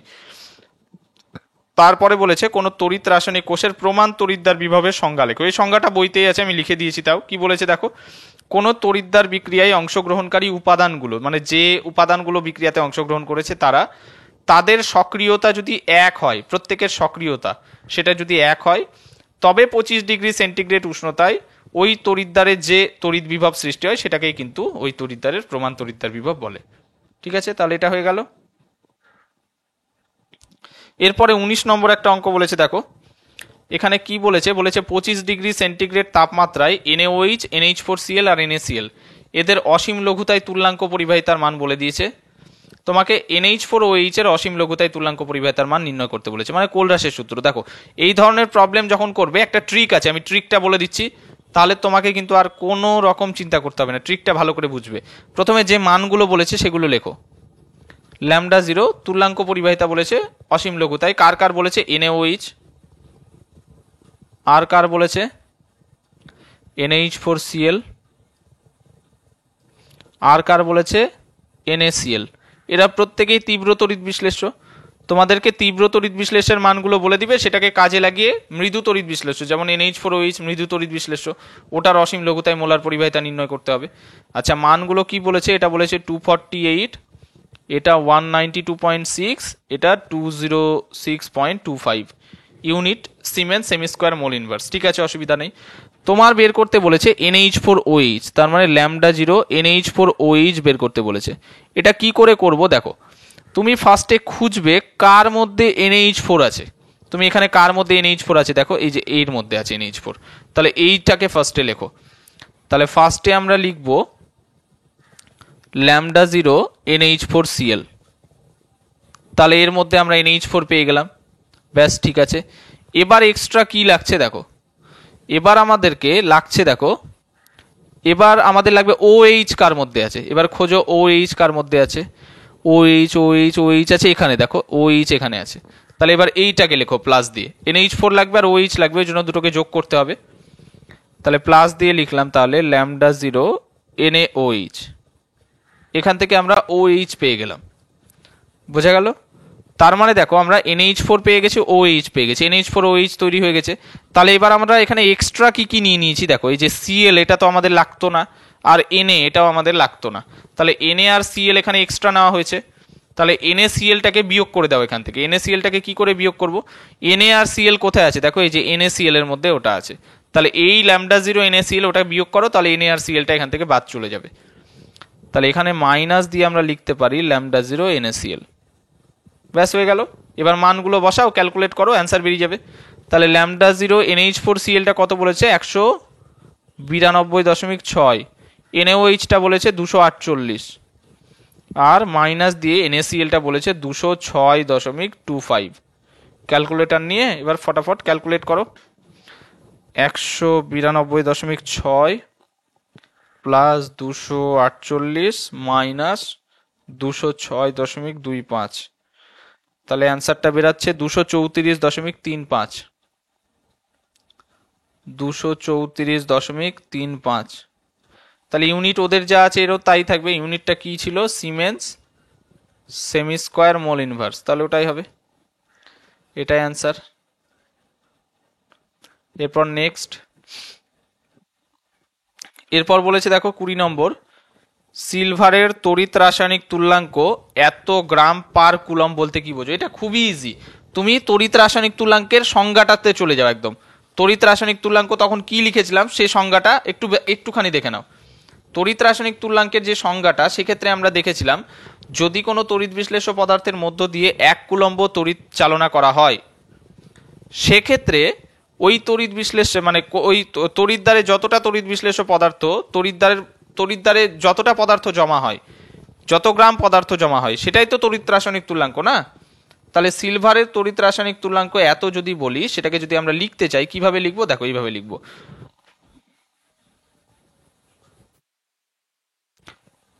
তড়িৎ বিশ্লেষের মধ্য দিয়ে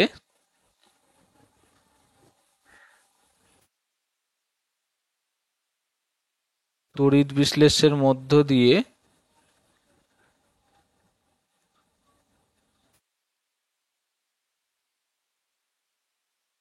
1 কুলম তড়িৎ পাঠালে 1 কুলম তড়িৎ পাঠালে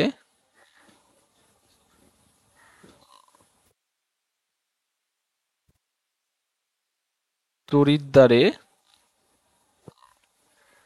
0.00118 গ্রাম সিলভার জমা হয়।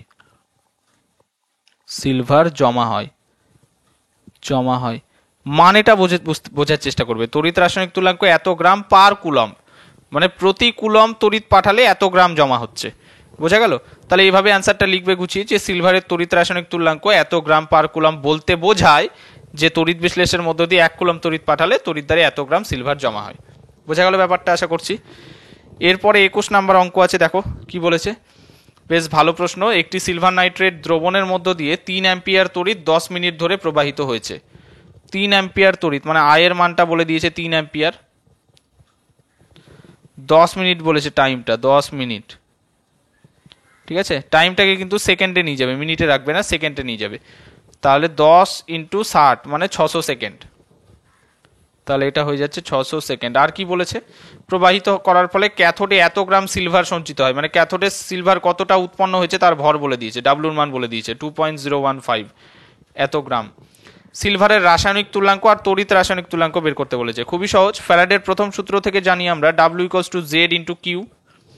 জেডটা হচ্ছে পদার্থের পরিমাণ কতটা জমা হচ্ছে সেটা, ডাব্লুটা হচ্ছে পদার্থের পরিমাণ কতটা জমা হচ্ছে সেটা, জেডটা তড়িৎ রাসায়নিক তুল্যাঙ্ক, আর কিউটা হচ্ছে তড়িতের পরিমাণ বা আধান। তাহলে কিউ সমান সমান আমরা আবার লিখতে পারি তড়িৎ প্রবাহ মাত্রা I × সময় T। তাহলে ডাব্লু সমান সমান এটা। এখান থেকে আগে ফার্স্টে জেড এর মান বের করে নাও, তড়িৎ রাসায়নিক তুল্যাঙ্কের মান বের করে নাও। তাহলে তড়িৎ রাসায়নিক তুল্যাঙ্ক জেড সমান সমান কত লিখতে পারি? W/I × T। এবার দেখো ডাব্লুর মান কত বলেছে, ডাব্লুর মান বলেছে 2.015 গ্রাম, আয়ের মান কত বলেছে 3 অ্যাম্পিয়ার, আর টি কত বলেছে টাইম 600 সেকেন্ড। টোটালটা ক্যালকুলেট করো। তাহলে এদিকে আছে 2 × 2.015 ডিভাইডেড বাই 3 × 600। এটার মানটা বেরাচ্ছে তোমার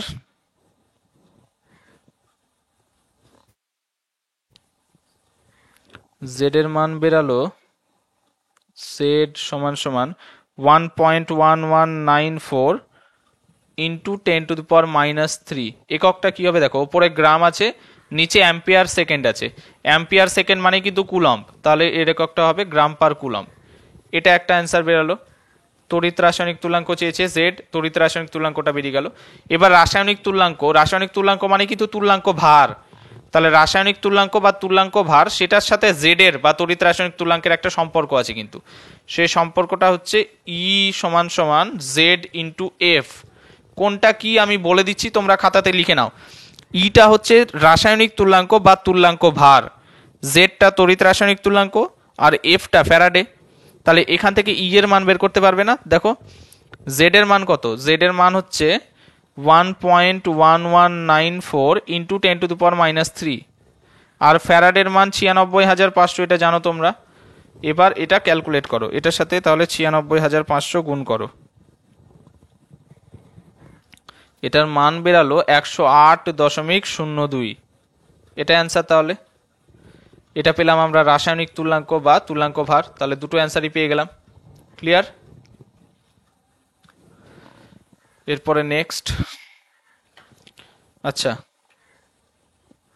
আচ্ছা ঠিক আছে, এটা এখানে হয়ে গেছে, ওখানে জায়গাটা ছেড়ে রেখেছিলাম। আচ্ছা অ্যান্সার লিখে দিই এখানে, যেহেতু জায়গা ছাড়া আছে। অতএব কি চেয়েছিল প্রশ্নতে? প্রশ্নতে বলা ছিল সিলভারের রাসায়নিক তুল্যাঙ্ক, তড়িৎ রাসায়নিক তুল্যাঙ্ক নির্ণয় করো। তাহলে সিলভারের রাসায়নিক তুল্যাঙ্ক, সিলভারের রাসায়নিক তুল্যাঙ্ক, রাসায়নিক তুল্যাঙ্ক মানে যেটা তুল্যাঙ্ক ভার, সেটা বেরালো কত? 108.02 আই থিঙ্ক, 108, হ্যাঁ 108.02 লিখে দিলাম। আর সিলভারের তড়িৎ রাসায়নিক তুল্যাঙ্ক, সিলভারের তড়িৎ রাসায়নিক তুল্যাঙ্ক, সিলভারের তড়িৎ রাসায়নিক তুল্যাঙ্ক যেটাকে আমরা জেড দিয়ে লিখেছিলাম, সেটার মানটা কত পেলাম? সেটার মানটা পেয়েছি 1.1194 ইন্টু 10⁻³ 1.1194 ইন্টু 10⁻³ গ্রাম পার কুলম। ব্যাস। আচ্ছা তোমাদের ভালো লাগছে কিনা একটু কমেন্ট করে জানাও। অনেকে কমেন্ট করছো, অনেকে কমেন্ট করছো না, একটু জানাবে। ঠিক আছে, যত জানাবে তোমাদের জন্য তত ভালো ভালো ভিডিও আসবে। তোমরা শুধু ভিডিও দেখে ছেড়ে দিলে তো, লাইক কমেন্ট না করলে তো হবে না, না? তাহলে তো আমি বুঝতে পারবো না তোমাদের ভালো লাগছে না, পছন্দ হচ্ছে না, হচ্ছে কি হচ্ছে না, বুঝতে পারবো না তো। ঠিক আছে, এরপরে দেখো পেজ SC 58-এ চলে যাচ্ছি।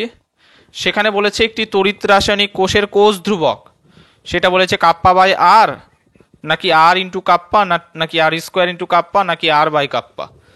দেখো কোষ ধ্রুবককে সাধারণত আমরা জানি L/A, তাই না? তাহলে L/A সেটা রাশিমালাগুলো আমরা একটু বের করি। দেখো খুবই সহজ এটা। দেখো আমরা জানি আর সমান সমান রো ইন্টু L/A, তাই না? এবার রোটাকে এ পারে নিয়ে চলে আসো, তাহলে আমরা লিখতে পারি আর ইন্টু 1/ρ ইকুয়ালস টু L/A।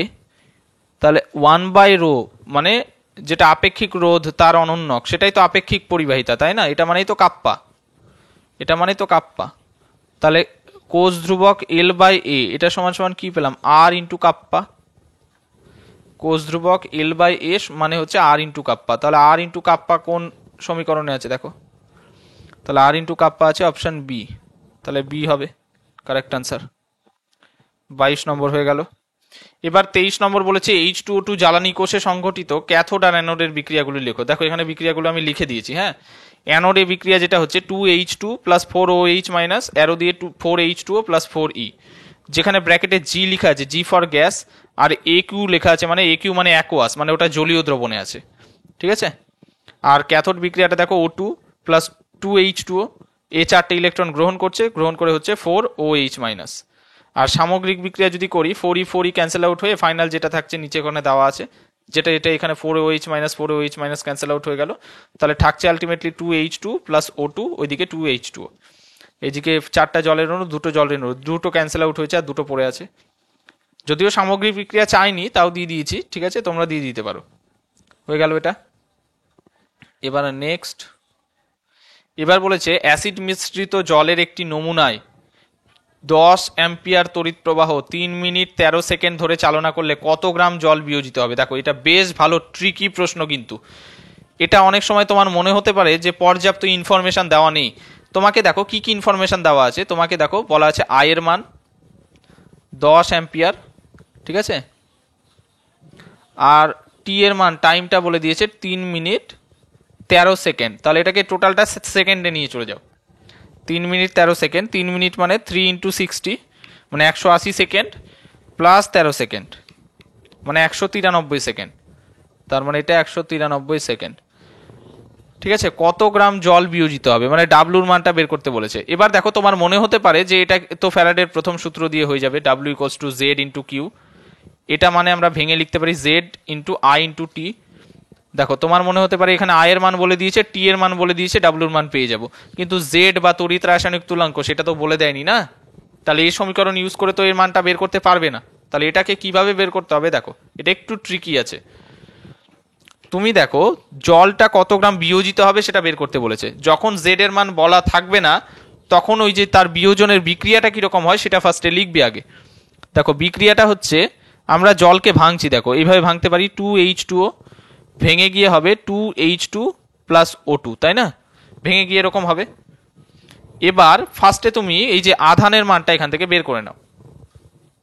এখান থেকে কিউ সমান সমান আমরা পাবো I ইন্টু টি, তার মানে 10 অ্যাম্পিয়ার ইন্টু 193 সেকেন্ড, মানে 1930 অ্যাম্পিয়ার সেকেন্ড, মানে কুলম্ব, এত কুলম্ব। ঠিক আছে, আধানের মানটা আমরা পেয়ে গেলাম। এবার জলের বিয়োজন বিক্রিয়া এটা, এবার জলের বিয়োজন বিক্রিয়া এটা, এটাকে ক্যাথোড আর অ্যানোড বিক্রিয়া হিসেবে যদি ভেঙে দিই, অ্যানোড বিক্রিয়া, দেখো আমরা জানি অ্যানোডে জারণ হয়। অ্যানোডে কি হচ্ছে, এই 2 অণু জল ভেঙে যাচ্ছে, ভেঙে গিয়ে তৈরি করছে 4টে H প্লাস প্লাস অক্সিজেন অণু O2, 4টে H প্লাস, প্রত্যেকে একটা করে ইলেকট্রন ছেড়ে দিয়েছে, মানে 4টে ইলেকট্রন বেরিয়ে গেছে। আর ক্যাথোড বিক্রিয়াটা কি হচ্ছে, ক্যাথোড বিক্রিয়া সেটা কি হচ্ছে দেখো, 4টা H প্লাস 4টা ইলেকট্রন গ্রহণ করছে, গ্রহণ করে 2টা H2 অণু তৈরি করছে। ঠিক আছে, তাহলে সামগ্রিক বিক্রিয়া দেখো আলটিমেটলি কাটাকুটি গিয়ে ওপরে যেটা লেখা আছে সেটাই হচ্ছে। কিন্তু এদিকে 4টা H প্লাস 4টা H প্লাস কেটে গেল, এখানে 4টা E 4টা E কেটে গেল, তাহলে এদিকে থাকলো 2H2O, ওদিকে থাকলো O2 প্লাস 2H2, ওটাই দেওয়া আছে কিন্তু এখানে, দেখো বোঝা গেছে ব্যাপারটা। তাহলে আমরা এটা কেন করলাম, এখানে জাস্ট এটা দেখার জন্য করলাম যে কটা ইলেকট্রনের খেলা হচ্ছে। এখানে 4টা ইলেকট্রনের খেলা হচ্ছে, তার মানে 2 অণু জল যদি বিয়োজিত হয়, 2 অণু জল বিয়োজনে 4টা ইলেকট্রনের আধানের দরকার পড়ছে, তাই না? তাহলে 2 মোল যদি জল বিয়োজিত হয় সেক্ষেত্রে 4 মোল ইলেকট্রনের আধান দরকার পড়বে। আর 1 মোল ইলেকট্রনের আধান মানে তো 1 ফ্যারাডে, তাহলে 4 মোল ইলেকট্রনের আধান মানে 4 ফ্যারাডে। তার মানে এখান থেকে আমরা লিখতে পারি 2 মোল জলের বিয়োজনে, 2 মোল কেন, এই যে H2 এর সামনে 2 আছে তো ওটাকে মোলে কনভার্ট করে নিলাম, 2 মোল জলের বিয়োজনে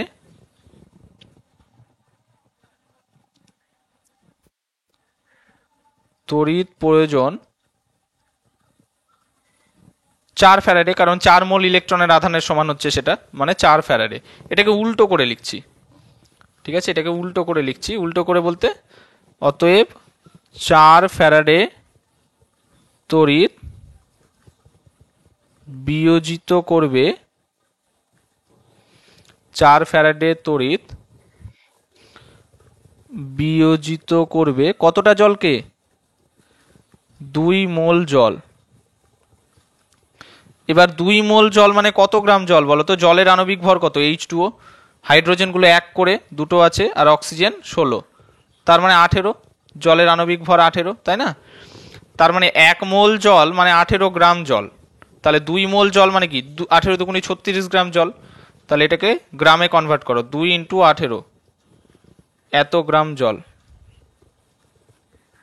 বোঝা গেল ব্যাপারটা? তার মানে অ্যাকচুয়ালি 4 ফ্যারাডের তড়িৎ 18 গ্রাম জল, 18 দুগুণে 36 গ্রাম জলকে বিয়োজিত করছে। এবার এটাকে ফ্যারাডেটাকে কুলম্বে নিয়ে যাও, 1 ফ্যারাডে মানে 96,500 কুলম্ব, তাই জানো তোমরা। তাহলে 4 ফ্যারাডে মানে 4 ইন্টু 96500, এত কুলম্ব। তাহলে এত কুলম্ব তড়িৎ বিয়োজিত করবে, এত কুলম্ব তড়িৎ বিয়োজিত করবে কতটা জলকে, 18 ইন্টু 2 মানে 36 গ্রাম জলকে, 36 গ্রাম জল। এবার তোমার এখানে তোমাকে কোয়েশ্চেনে কত কুলম্ব তড়িৎ দিয়েছে সেটা দেখো, তোমাকে দিয়েছে 1930 কুলম্ব। এবার তোমাকে এটা দিয়ে অ্যাপ্লাই করতে হবে যে তাহলে এতটা তড়িৎ কত গ্রাম জলকে বিয়োজিত করতে হবে, তাহলে তুমি অ্যান্সারটা পেয়ে যাবে। অতএব 1930 কুলম্ব তড়িৎ বিয়োজিত করবে সেটা কতটা, তাহলে ওপরে 36, নিচে 4 ইন্টু 96500, আর ওপরে 1930, এত গ্রাম জল। টোটালটা এবার ক্যালকুলেট করো, এত গ্রাম জল এবার টোটালটা ক্যালকুলেট করো। ওপরে হচ্ছে তোমার 36 ইন্টু 1930, আর নিচে হচ্ছে তোমার 4 ইন্টু 96,500, তাহলে এটা বেরাচ্ছে 0.18। তার মানে অ্যান্সার হবে 0.18 এত গ্রাম। ঠিক আছে, এত গ্রাম জল বিয়োজিত হবে, এটাই অ্যান্সার। তাহলে এটা হয়ে গেল 24 নম্বর। এবার নেক্সট, এরপরে বলেছে দ্রবণের গাঢ়ত্ব বাড়ালে মৃদু তড়িৎ বিশ্লেষের বিয়োজন মাত্রা হ্রাস পায় কিন্তু আপেক্ষিক পরিবাহিতা কেন বৃদ্ধি পায়। দেখো এটা তখন একটু আলোচনা করলাম যে দ্রবণের তুমি যদি গাঢ়ত্ব কমাও, মানে দ্রবণটাকে লঘু করো, সেক্ষেত্রে লঘু করলে কিন্তু আপেক্ষিক পরিবাহিতার মানটা কমে যাচ্ছে, কিন্তু তার মানে গাঢ় করলে আপেক্ষিক পরিবাহিতার মান বাড়ছে। সেটা কি কারণে বৃদ্ধি পাচ্ছে? দেখো প্রথমেই বলি, আপেক্ষিক পরিবাহিতা কাপ্পার মান, এটা টোটালটাই নির্ভর করে তোমার একক আয়তনে কতগুলো আয়ন আছে তড়িৎ বিশ্লেষের দ্রবণের মধ্যে, তার উপরে।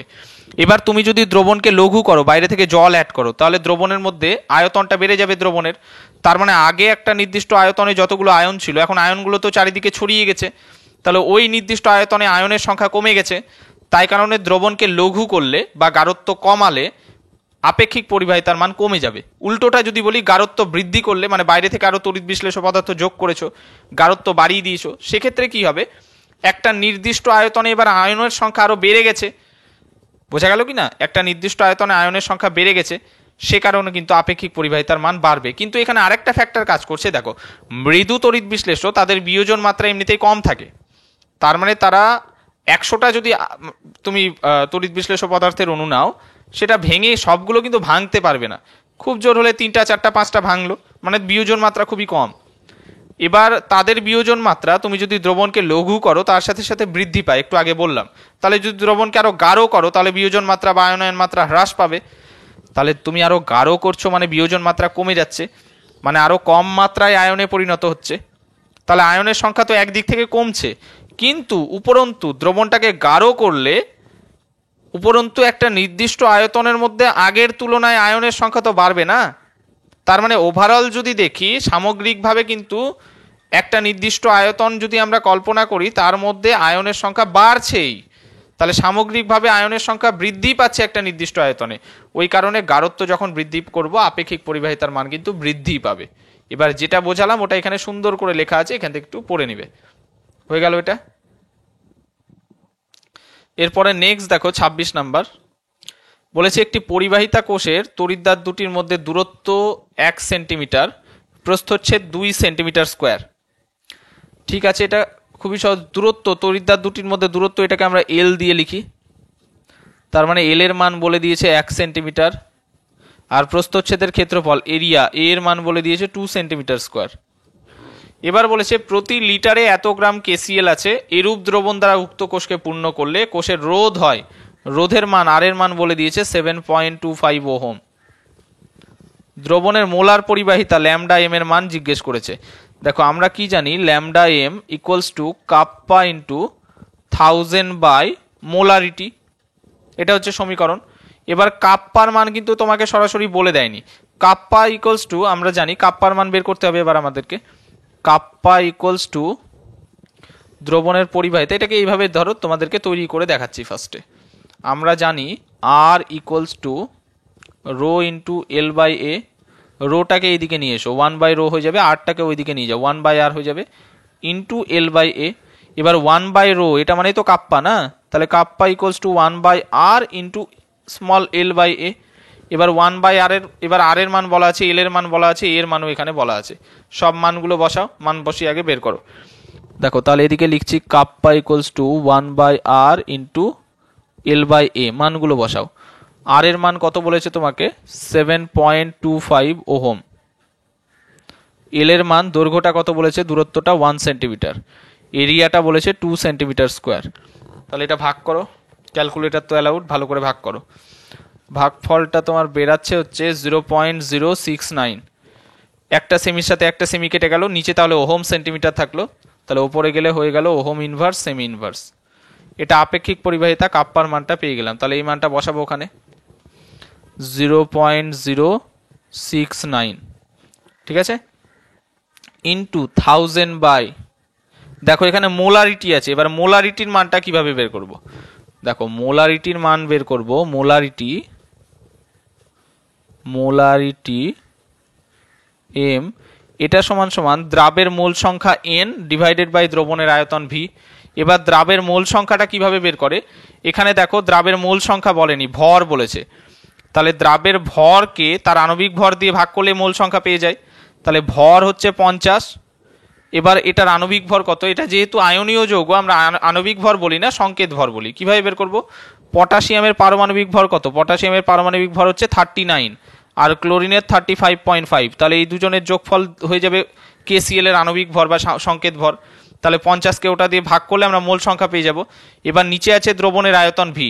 এবার এখানে দ্রবণের আয়তন সরাসরি বলেনি, তোমাকে বলেছে প্রতি লিটারে, প্রত্যেক লিটার মানে প্রতি 1 লিটার, মানে দ্রবণের আয়তন 1 লিটার। নিচে যেটা আয়তন আছে ওটা লিটার এককেই বসবে, তাহলে 1, ওটার মান বসিয়ে দাও, দিয়ে এই ভাগটা করো। তাহলে 50কে এদিকে 39 আর 35.5 যোগ করলে হচ্ছে 74.5, তাহলে 50 ডিভাইডেড বাই 74.5, তাহলে এটার মানটা বেরোচ্ছে 0.671 মোলারিটির মান। তাহলে এই মানটা ওখানে বসিয়ে দাও, তাহলে 0.671। এবার টোটালটা ক্যালকুলেট করো, মানটা বেরাচ্ছে হচ্ছে 102.83 ohm inverse semi square mole inverse, এটা মোলার পরিবাহিতার একক। ঠিক আছে, এখানে তো সিজিএসে দেওয়া আছে সেন্টিমিটার স্কোয়ার, সেন্টিমিটার এককেই দেওয়া আছে, তাহলে এটা একক হবে। তাহলে এটাই অ্যান্সার আমাদের 102.83 ohm inverse semi square mole inverse. ঠিক আছে, নেক্সট যাওয়া যাক। আচ্ছা, এখানে এবার নেক্সট পরবর্তী পেজ হচ্ছে SC85, বলেছে লেড সঞ্চায়ক ব্যাটারিকে চার্জ করার সময়, দেখো এটা বি হবে অ্যান্সার, হ্যাঁ লিখে দিয়েছি এখানে, লেড সালফেট ক্যাথোডে লেডে বিজারিত হয়। ঠিক আছে, এবার তোমাদেরকে প্রথমেই বলে দিই, ক্যাথোডে হয় বিজারণ আর অ্যানোডে হয় জারণ। ঠিক আছে, এটা তোমরা জানো। এখানে ফার্স্টে দেখো অ্যানোডে বিজারিত হয় বলেছে, এটা তো হবেই না। আর হচ্ছে ক্যাথোডে এখানে জারিত হয় বলেছে, এটাও তো হবে না। ঠিক আছে, অ্যানোডে জারণ হয় আর ক্যাথোডে বিজারণ হয়, তাহলে এই দুটো তো আগেই বাদ হয়ে গেল। এবার থাকলো পরে এই দুটোর মধ্যে এটাই অ্যান্সার হবে, PbSO4 ক্যাথোডে পিবিতে বিজারিত হয়। ঠিক আছে, সাধারণত তড়িৎ বিশ্লেষ্য পদার্থের মধ্যে যে ক্যাটায়নটা থাকে, এখানে যেমন Pb2+ আছে, সেই ক্যাটায়ন যায় ক্যাথোডে, সেখানে ধরো যেটুকু ইলেকট্রন দরকার তার, যেমন Pb2+ দুটো ইলেকট্রন পেয়ে Pb পরমাণুতে পরিণত হবে, মানে Pb2+ দুটো ইলেকট্রন গ্রহণ করে Pbতে পরিণত হয়ে ক্যাথোডে জমতে থাকবে। ঠিক আছে, ইলেকট্রন গ্রহণ করলো মানে বিজারণ, তাহলে এটা হচ্ছে অ্যান্সার। এবার নেক্সট বলেছে কোন সূত্রের সাহায্যে তড়িৎ বিশ্লেষের অসীম লঘুতায় মোলার পরিবাহিতার মান পরোক্ষভাবে নির্ণয় করা যায়। পরোক্ষ মানে সরাসরি এক্সপেরিমেন্ট করে না, ক্যালকুলেট করে। তাহলে সেটা কোন সূত্রের সাহায্যে নির্ণয় করি, কোলরাসের সূত্র, কোলরাসের সূত্রের সাহায্যে, কোলরাসের সূত্রের দ্বারা। তাহলে এটা হয়ে গেল। এবার নেক্সট বলেছে জিঙ্ক তড়িৎদ্বারের বিজারণ বিভব নির্ণয়ে নান্সট সমীকরণটি লেখো। দেখো জিঙ্কের তড়িৎদ্বার বলেছে, বিজারণ বিভব বলেছে, তাহলে Zn2+ দুটো ইলেকট্রন গ্রহণ করে জিঙ্কে পরিণত হচ্ছে, বিজারণ বিক্রিয়া। তাহলে এটার ক্ষেত্রে নান্সটের সমীকরণটা যদি অ্যাপ্লাই করি তাহলে কি লিখতে পারি আমরা, E red equals to E0 red, red মানে রিডাকশন বিজারণ, এটা বিজারণ বিভব, আর এখানে E0 দেওয়া আছে প্রমাণ বিজারণ বিভব, মাইনাস যেহেতু 298 কেলভিন বলে দিয়েছে মানে 25 ডিগ্রি সেন্টিগ্রেড উষ্ণতা, তাহলে ওই 2.303 RT/F ওই পার্টটা 0.059 হয়ে যাবে, একবারে লিখে দিলাম, ডিভাইডেড বাই নিচে n থাকবে, n এর মান 2, এখানে দুটো ইলেকট্রন, তাহলে 2 লিখে দিলাম একবারে, লগ। এবার দেখো ডান দিকে আছে জিঙ্ক, তাহলে উপরে জিঙ্কের গারত্ব, এবার যেটা বিশুদ্ধ মৌল বা পরমাণু অবস্থায় থাকে, ধাতু অবস্থায়, তার গারত্ব তো 1 হয়, তাহলে ওটা 1 বসিয়ে দিলাম। নিচে আছে Zn2+, বাম দিকে আছে, তাহলে ওটা নিচে হয়ে যাবে Zn2+ এর গারত্ব, তাহলে এটা হয়ে গেল অ্যান্সার, করে দিলাম এটা। এবার নেক্সট, এবার বলেছে তোমাকে ড্যানিয়েল কোষের সাংকেতিক প্রকাশ। দেখো এটা বেশ ভালো প্রশ্ন, ড্যানিয়েল কোষের সাংকেতিক প্রকাশ দেখো এইভাবে লিখতে হবে, ZnSO4 মানে জিঙ্ক সালফেট দ্রবণের মধ্যে জিঙ্ক তড়িৎদ্বার ডোবানো থাকে, আর জিঙ্ক সালফেটের গারত্বটা হয় এক্ষেত্রে 1 মোলার। ঠিক আছে, এটা অবশ্যই দিতে হবে কিন্তু। আর আরেকটা দ্রবণের মধ্যে যেটা তোমার ক্যাথোড, সেখানে কিন্তু কপার সালফেট দ্রবণ থাকে, যার মধ্যে ক্যাথোডটা ডোবানো থাকে, তারও গারত্ব 1 মোলার হয়, আর এখানে কপার তড়িৎদ্বার ব্যবহার করা হয়। ঠিক আছে, তাহলে এইভাবে লিখতে পারো, এটা এইভাবে লিখতে পারো, অথবা বা তুমি আরেক রকম ভাবেও লিখতে পারো, এটাকে এইভাবেও লিখতে পারো, জিঙ্ক একটা দাগ দিয়ে তুমি ZnSO4 না লিখে Zn2+টা লিখতে পারো, ক্যাটায়নটা জাস্ট লিখতে পারো। ব্র্যাকেটে এর গাঢ়ত্বটা 1 মোলার দিয়ে আবার লবণ সেতুর দাগটা দাও। একই রকম CuSO4 না লিখে Cu2+, ব্র্যাকেটে তার গাঢ়ত্ব 1 মোলার, দাগ দিয়ে Cu, এইভাবেও লিখতে পারো, যেটা তোমার ভালো লাগে সেটা লিখবে। এবার ড্যানিয়েল কোষের ইএমএফ নির্ণয় করতে বলেছে। ইএমএফ মানে তড়িৎচালক বলের মান বা ইলেকট্রোমোটিভ ফোর্স, সেটা নির্ণয় করতে বলেছে। সেটাই অ্যাকচুয়ালি বিজারণ বিভবের মানটাই। তাহলে এর মানটা যদি নির্ণয় করি, খুবই সহজ। দেখো, তোমাকে টোটাল আগে কোষ বিক্রিয়াটা লিখতে হবে। হ্যাঁ, সম্ভবত ওরকম একটা প্রশ্ন দিয়েছিল এখানে, ওটা আগে এই যে ড্যানিয়েল কোষের কোষ বিক্রিয়া, এটা আগে করে নি, তারপরে ওটা করছি। ড্যানিয়েল কোষের কোষ বিক্রিয়া সমীকরণ। দেখো, তুমি অ্যানোড বিক্রিয়াটা কি দেখলে? অ্যানোড বিক্রিয়া,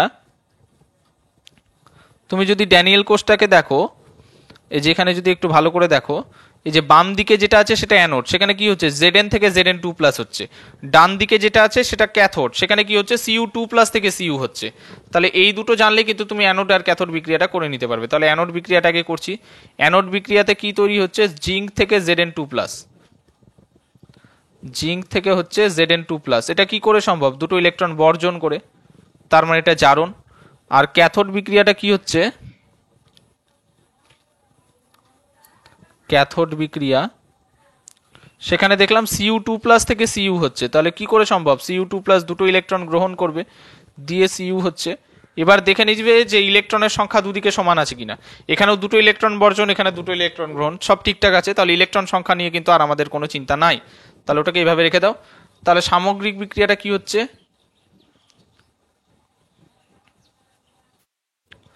তাহলে দেখো,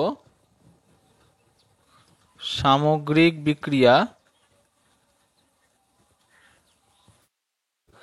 এখানে 2e ক্যান্সেল আউট হয়ে যাবে।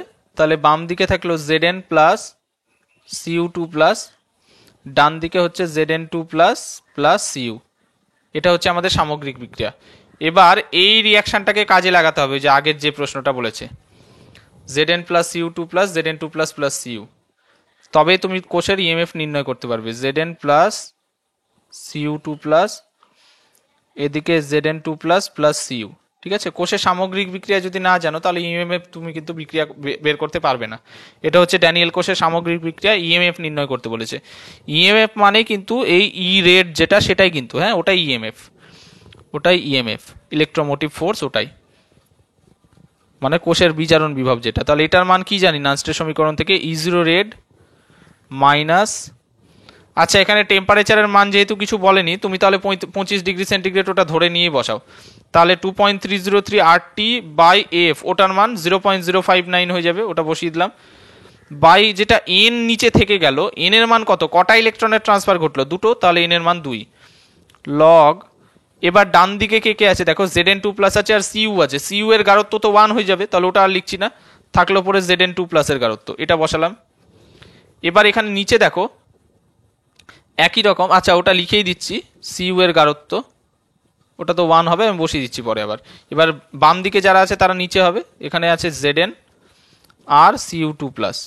ঠিক আছে, এবার দেখো একটা জিনিস, তুমি জানো যেহেতু Cu এর গাঢ়ত্ব 1, Zn এর গাঢ়ত্ব 1, মানে যেগুলো বিশুদ্ধ ধাতু বা মৌল রূপে থাকে তাদের গাঢ়ত্ব 1 হয়, মানে যেগুলো ধরো আয়ন অবস্থায় প্লাস মাইনাস হিসেবে নেই তাদের গাঢ়ত্ব 1 হবে এখানে।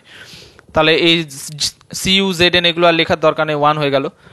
তাহলে থাকলো পরে এখানে E0 রেড মাইনাস 0.059/2 লগ, তাহলে ওপরে পড়ে থাকলো Zn2+ এর গাঢ়ত্ব আর নিচে থাকলো শুধু Cu2+ এর গাঢ়ত্ব।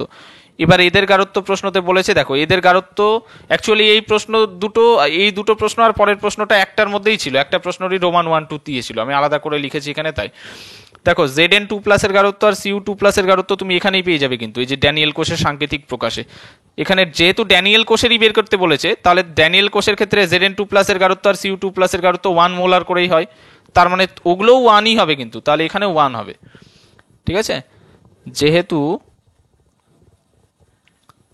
ড্যানিয়েল কোষে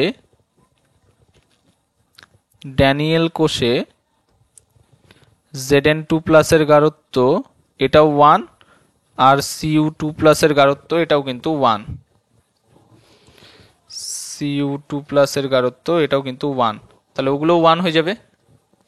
তার মানে হলো E0 রেড -0.059/2 লগ, এখানেও দেখো 1/1, তার মানে লগ 1 হয়ে যাচ্ছে। লগ 1 মানে কিন্তু 0, তাহলে এই টোটালটা কিন্তু 0 হয়ে গেল, তাহলে থাকলো পরে শুধু E0 রেড। এবার E0 রেডের মানটা কিভাবে বের করব দেখো, কোনো একটা কোষের E0 রেড মানে কি, ওই কোষের প্রমাণ বিজারণ বিভব, এটা কি করে নির্ণয় করব দেখো, যখন একটা পূর্ণ কোষ থাকবে, যখন শুধুমাত্র একটা অর্ধ কোষ থাকবে, তার মান তো কোশ্চেনে সাধারণত দেওয়াই থাকে। যদি একটা পূর্ণ কোষ থাকে যেখানে দুটো ডিফারেন্ট অর্ধ কোষ, যেমন একটা জিঙ্কের পোর্শন আছে একটা কপারের, তখন দুজনের বিজারণ বিভবের মান আলাদা আলাদা করে দেওয়া থাকবে। দেখো একটা দেওয়া আছে -0.76 ভোল্ট, আর একটা দেওয়া আছে 0.34 ভোল্ট, দুটো মান কিন্তু দেওয়া আছে তোমার এখানে। এবার এই দুটো মানকে তোমাকে কাজে লাগাতে হবে। এই দুটো মানকে যদি তুমি কাজে লাগাও, তোমাকে কি করতে হবে, কোষের প্রমাণ বিজারণ বিভব যখন বের করবে, দুজনের বিজারণ বিভব যখন দেওয়া থাকবে, তুমি জাস্ট বড়টা থেকে ছোটটা বিয়োগ করবে, আর কিচ্ছু ভাবতে হবে না। এবার এই দুজনের মধ্যে বড় কোনটা, এটা -0.76, ওটা +0.34, তাহলে এটা বড়, তাহলে বড়টা থেকে ছোটটা বিয়োগ করো, 0.34 ভোল্ট, এটা থেকে ছোটটা বিয়োগ করো, ছোট সংখ্যাটা আছে -0.76 ভোল্ট, তাহলে ওটা বিয়োগ করছি যেহেতু, বিয়োগ করার জন্য বিয়োগ চিহ্ন, আর ওটা মাইনাস ছিল জন্য মাইনাস সমেত ওখানে লিখলাম এত ভোল্ট, তাহলে এটা বিয়োগ ফলটা বেরাচ্ছে, মাইনাস মাইনাস প্লাস হয়ে যাবে, তাহলে 1.10 আসছে এত ভোল্ট, তাহলে এটাই, তাহলে 1.10 ভোল্ট, তাহলে এটাই ফাইনাল অ্যান্সার। বোঝা গেছে? এরপরে নেক্সট দেখো, এটা তো করা হয়ে গেল 32 নম্বর। 33 বলেছে দ্রবণের পরিবাহিতা লঘুতা বৃদ্ধির সাথে কমে যায় কেন। দেখো এই টাইপের একই টাইপের প্রশ্ন তিনটা দেখলাম কিন্তু এই কটার মধ্যে, তার মানে এই টপিকটা বেশি ইম্পর্টেন্ট। দ্রবণের পরিবাহিতা বলুক বা আপেক্ষিক পরিবাহিতা বলুক, লঘুতা যত বৃদ্ধি করব, মানে বাইরে থেকে যত জল ঢেলে দিব, তত কিন্তু তার মান কিন্তু পরিবাহিতা বা আপেক্ষিক পরিবাহিতার মান কমে যাবে। কেন কমে যাবে, ওই যে বললাম প্রতি একক আয়তনে আয়নের সংখ্যা আগের থেকে কমে যাবে, তাই ওটাই লিখে দিয়েছি এখানে। ঠিক আছে, এবার আমরা আজকের লাস্ট কোয়েশ্চেনে চলে এসেছি। এই টাইপের একটা প্রশ্ন একটু আগেই করলাম, আরেকটা দিয়েছে, ঠিক আছে দেওয়া যাক। দেখো, অম্ল মিশ্রিত জলের মধ্য দিয়ে এত সেকেন্ড ধরে এত অ্যাম্পিয়ার তড়িৎ প্রবাহ চালনা করলে, টাইমের মান বলে দিয়েছে 100 সেকেন্ড, লিখে দিলাম। আর তোমাকে তড়িৎ প্রবাহ মাত্রা আয়ের মান বলে দিয়েছে 10 অ্যাম্পিয়ার। তোমাকে জিজ্ঞেস করেছে এসটিপিতে কি পরিমাণ তড়িৎ বিশ্লেষিত গ্যাস তৈরি হবে, কি পরিমাণ গ্যাস তৈরি হবে সেটা নির্ণয় করতে বলেছে, আয়তন নির্ণয় করতে হবে। ঠিক আছে, এবার কি পরিমাণ তৈরি হবে বা কি পরিমাণ বিয়োজিত হবে, এরকম যদি প্রশ্ন থাকে, তোমাকে এই যে আই আর টি এর মান বলে দিয়েছে, এখান থেকে তুমি কিউ এর মান পেয়ে যাবে, তড়িতের আধান কিউ = I × T। তাহলে আয়ের মান বসাও 10 অ্যাম্পিয়ার, টি টাইমের মান বসাও 100 সেকেন্ড, তাহলে 1000 অ্যাম্পিয়ার সেকেন্ড মানে কুলম্ব। এবার তুমি কিউ এর মান পেয়ে গেলে, তুমি জানো W = Z × Q। তোমাকে তো জেড এর মান বলে দেয়নি না এখানে, তড়িৎ রাসায়নিক তুল্যাঙ্ক বলে দেয়নি, তাহলে তুমি এই সমীকরণ ইউজ করে করতে পারবে না। তাহলে কি করে করতে হবে, যার একটা প্রবলেম একটু আগে করলাম ওইভাবে করতে হবে। আগে সমীকরণটা লেখো। দেখো আমরা জানি 2H2O, এটা থেকে হচ্ছে 2H2 + O2। তোমাকে বলেছে কি পরিমাণ তড়িৎ বিশ্লেষিত গ্যাস তৈরি হবে, কোন গ্যাস বলেনি, শুধু গ্যাস বলেছে। তার মানে দেখো, এটা তড়িৎ বিশ্লেষণ যখন করছি, আমরা জানি কি জলের তড়িৎ বিশ্লেষণে কি হয়, ক্যাথোডে হাইড্রোজেন, অ্যানোডে অক্সিজেন তৈরি হয়, জানো। তাহলে কি পরিমাণ গ্যাস তৈরি হচ্ছে দেখো, তুমি যদি জলটা 2 অণু নাও, তাহলে 2 অণু হাইড্রোজেন, 1 অণু অক্সিজেন তৈরি হচ্ছে।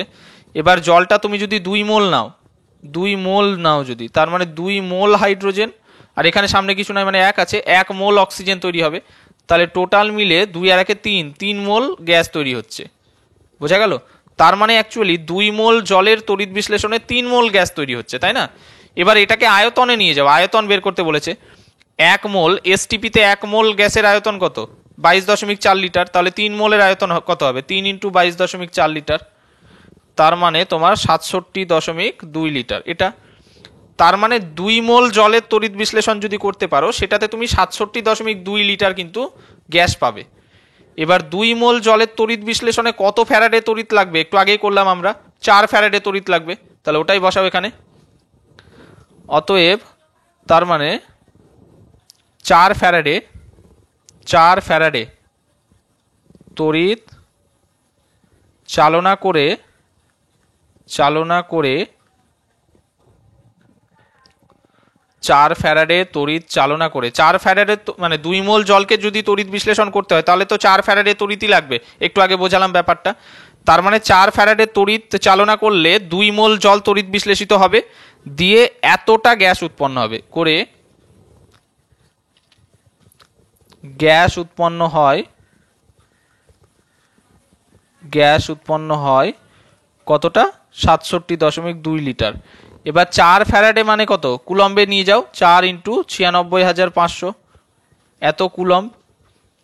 তাহলে এটা এত কুলম্ব তড়িৎ চালনা করে গ্যাস উৎপন্ন হয়, এটাকেই জাস্ট কুলম্বে নিয়ে গেলাম, একই লাইন আছে, একই থাকবে 67.2 লিটার। এবার তোমাকে বের করতে হবে কোয়েশ্চেনে কত কুলম্ব দেওয়া আছে। কোয়েশ্চেনে তো সরাসরি কুলম্ব দেয়নি, অ্যাম্পিয়ার সেকেন্ড দিয়ে দিয়েছে, ওটাকে কুলম্বে কনভার্ট করে নিলাম। মানে তোমাকে 1000 কুলম্ব তড়িৎ চালনা করেছে, 1000 কুলম্ব তড়িৎ চালনা করলে কতটা গ্যাস উৎপন্ন হয় বের করতে হবে। অতএব 1000 কুলম্ব তড়িৎ চালনা করে গ্যাস উৎপন্ন হয়, তাহলে এটা ক্যালকুলেট করো।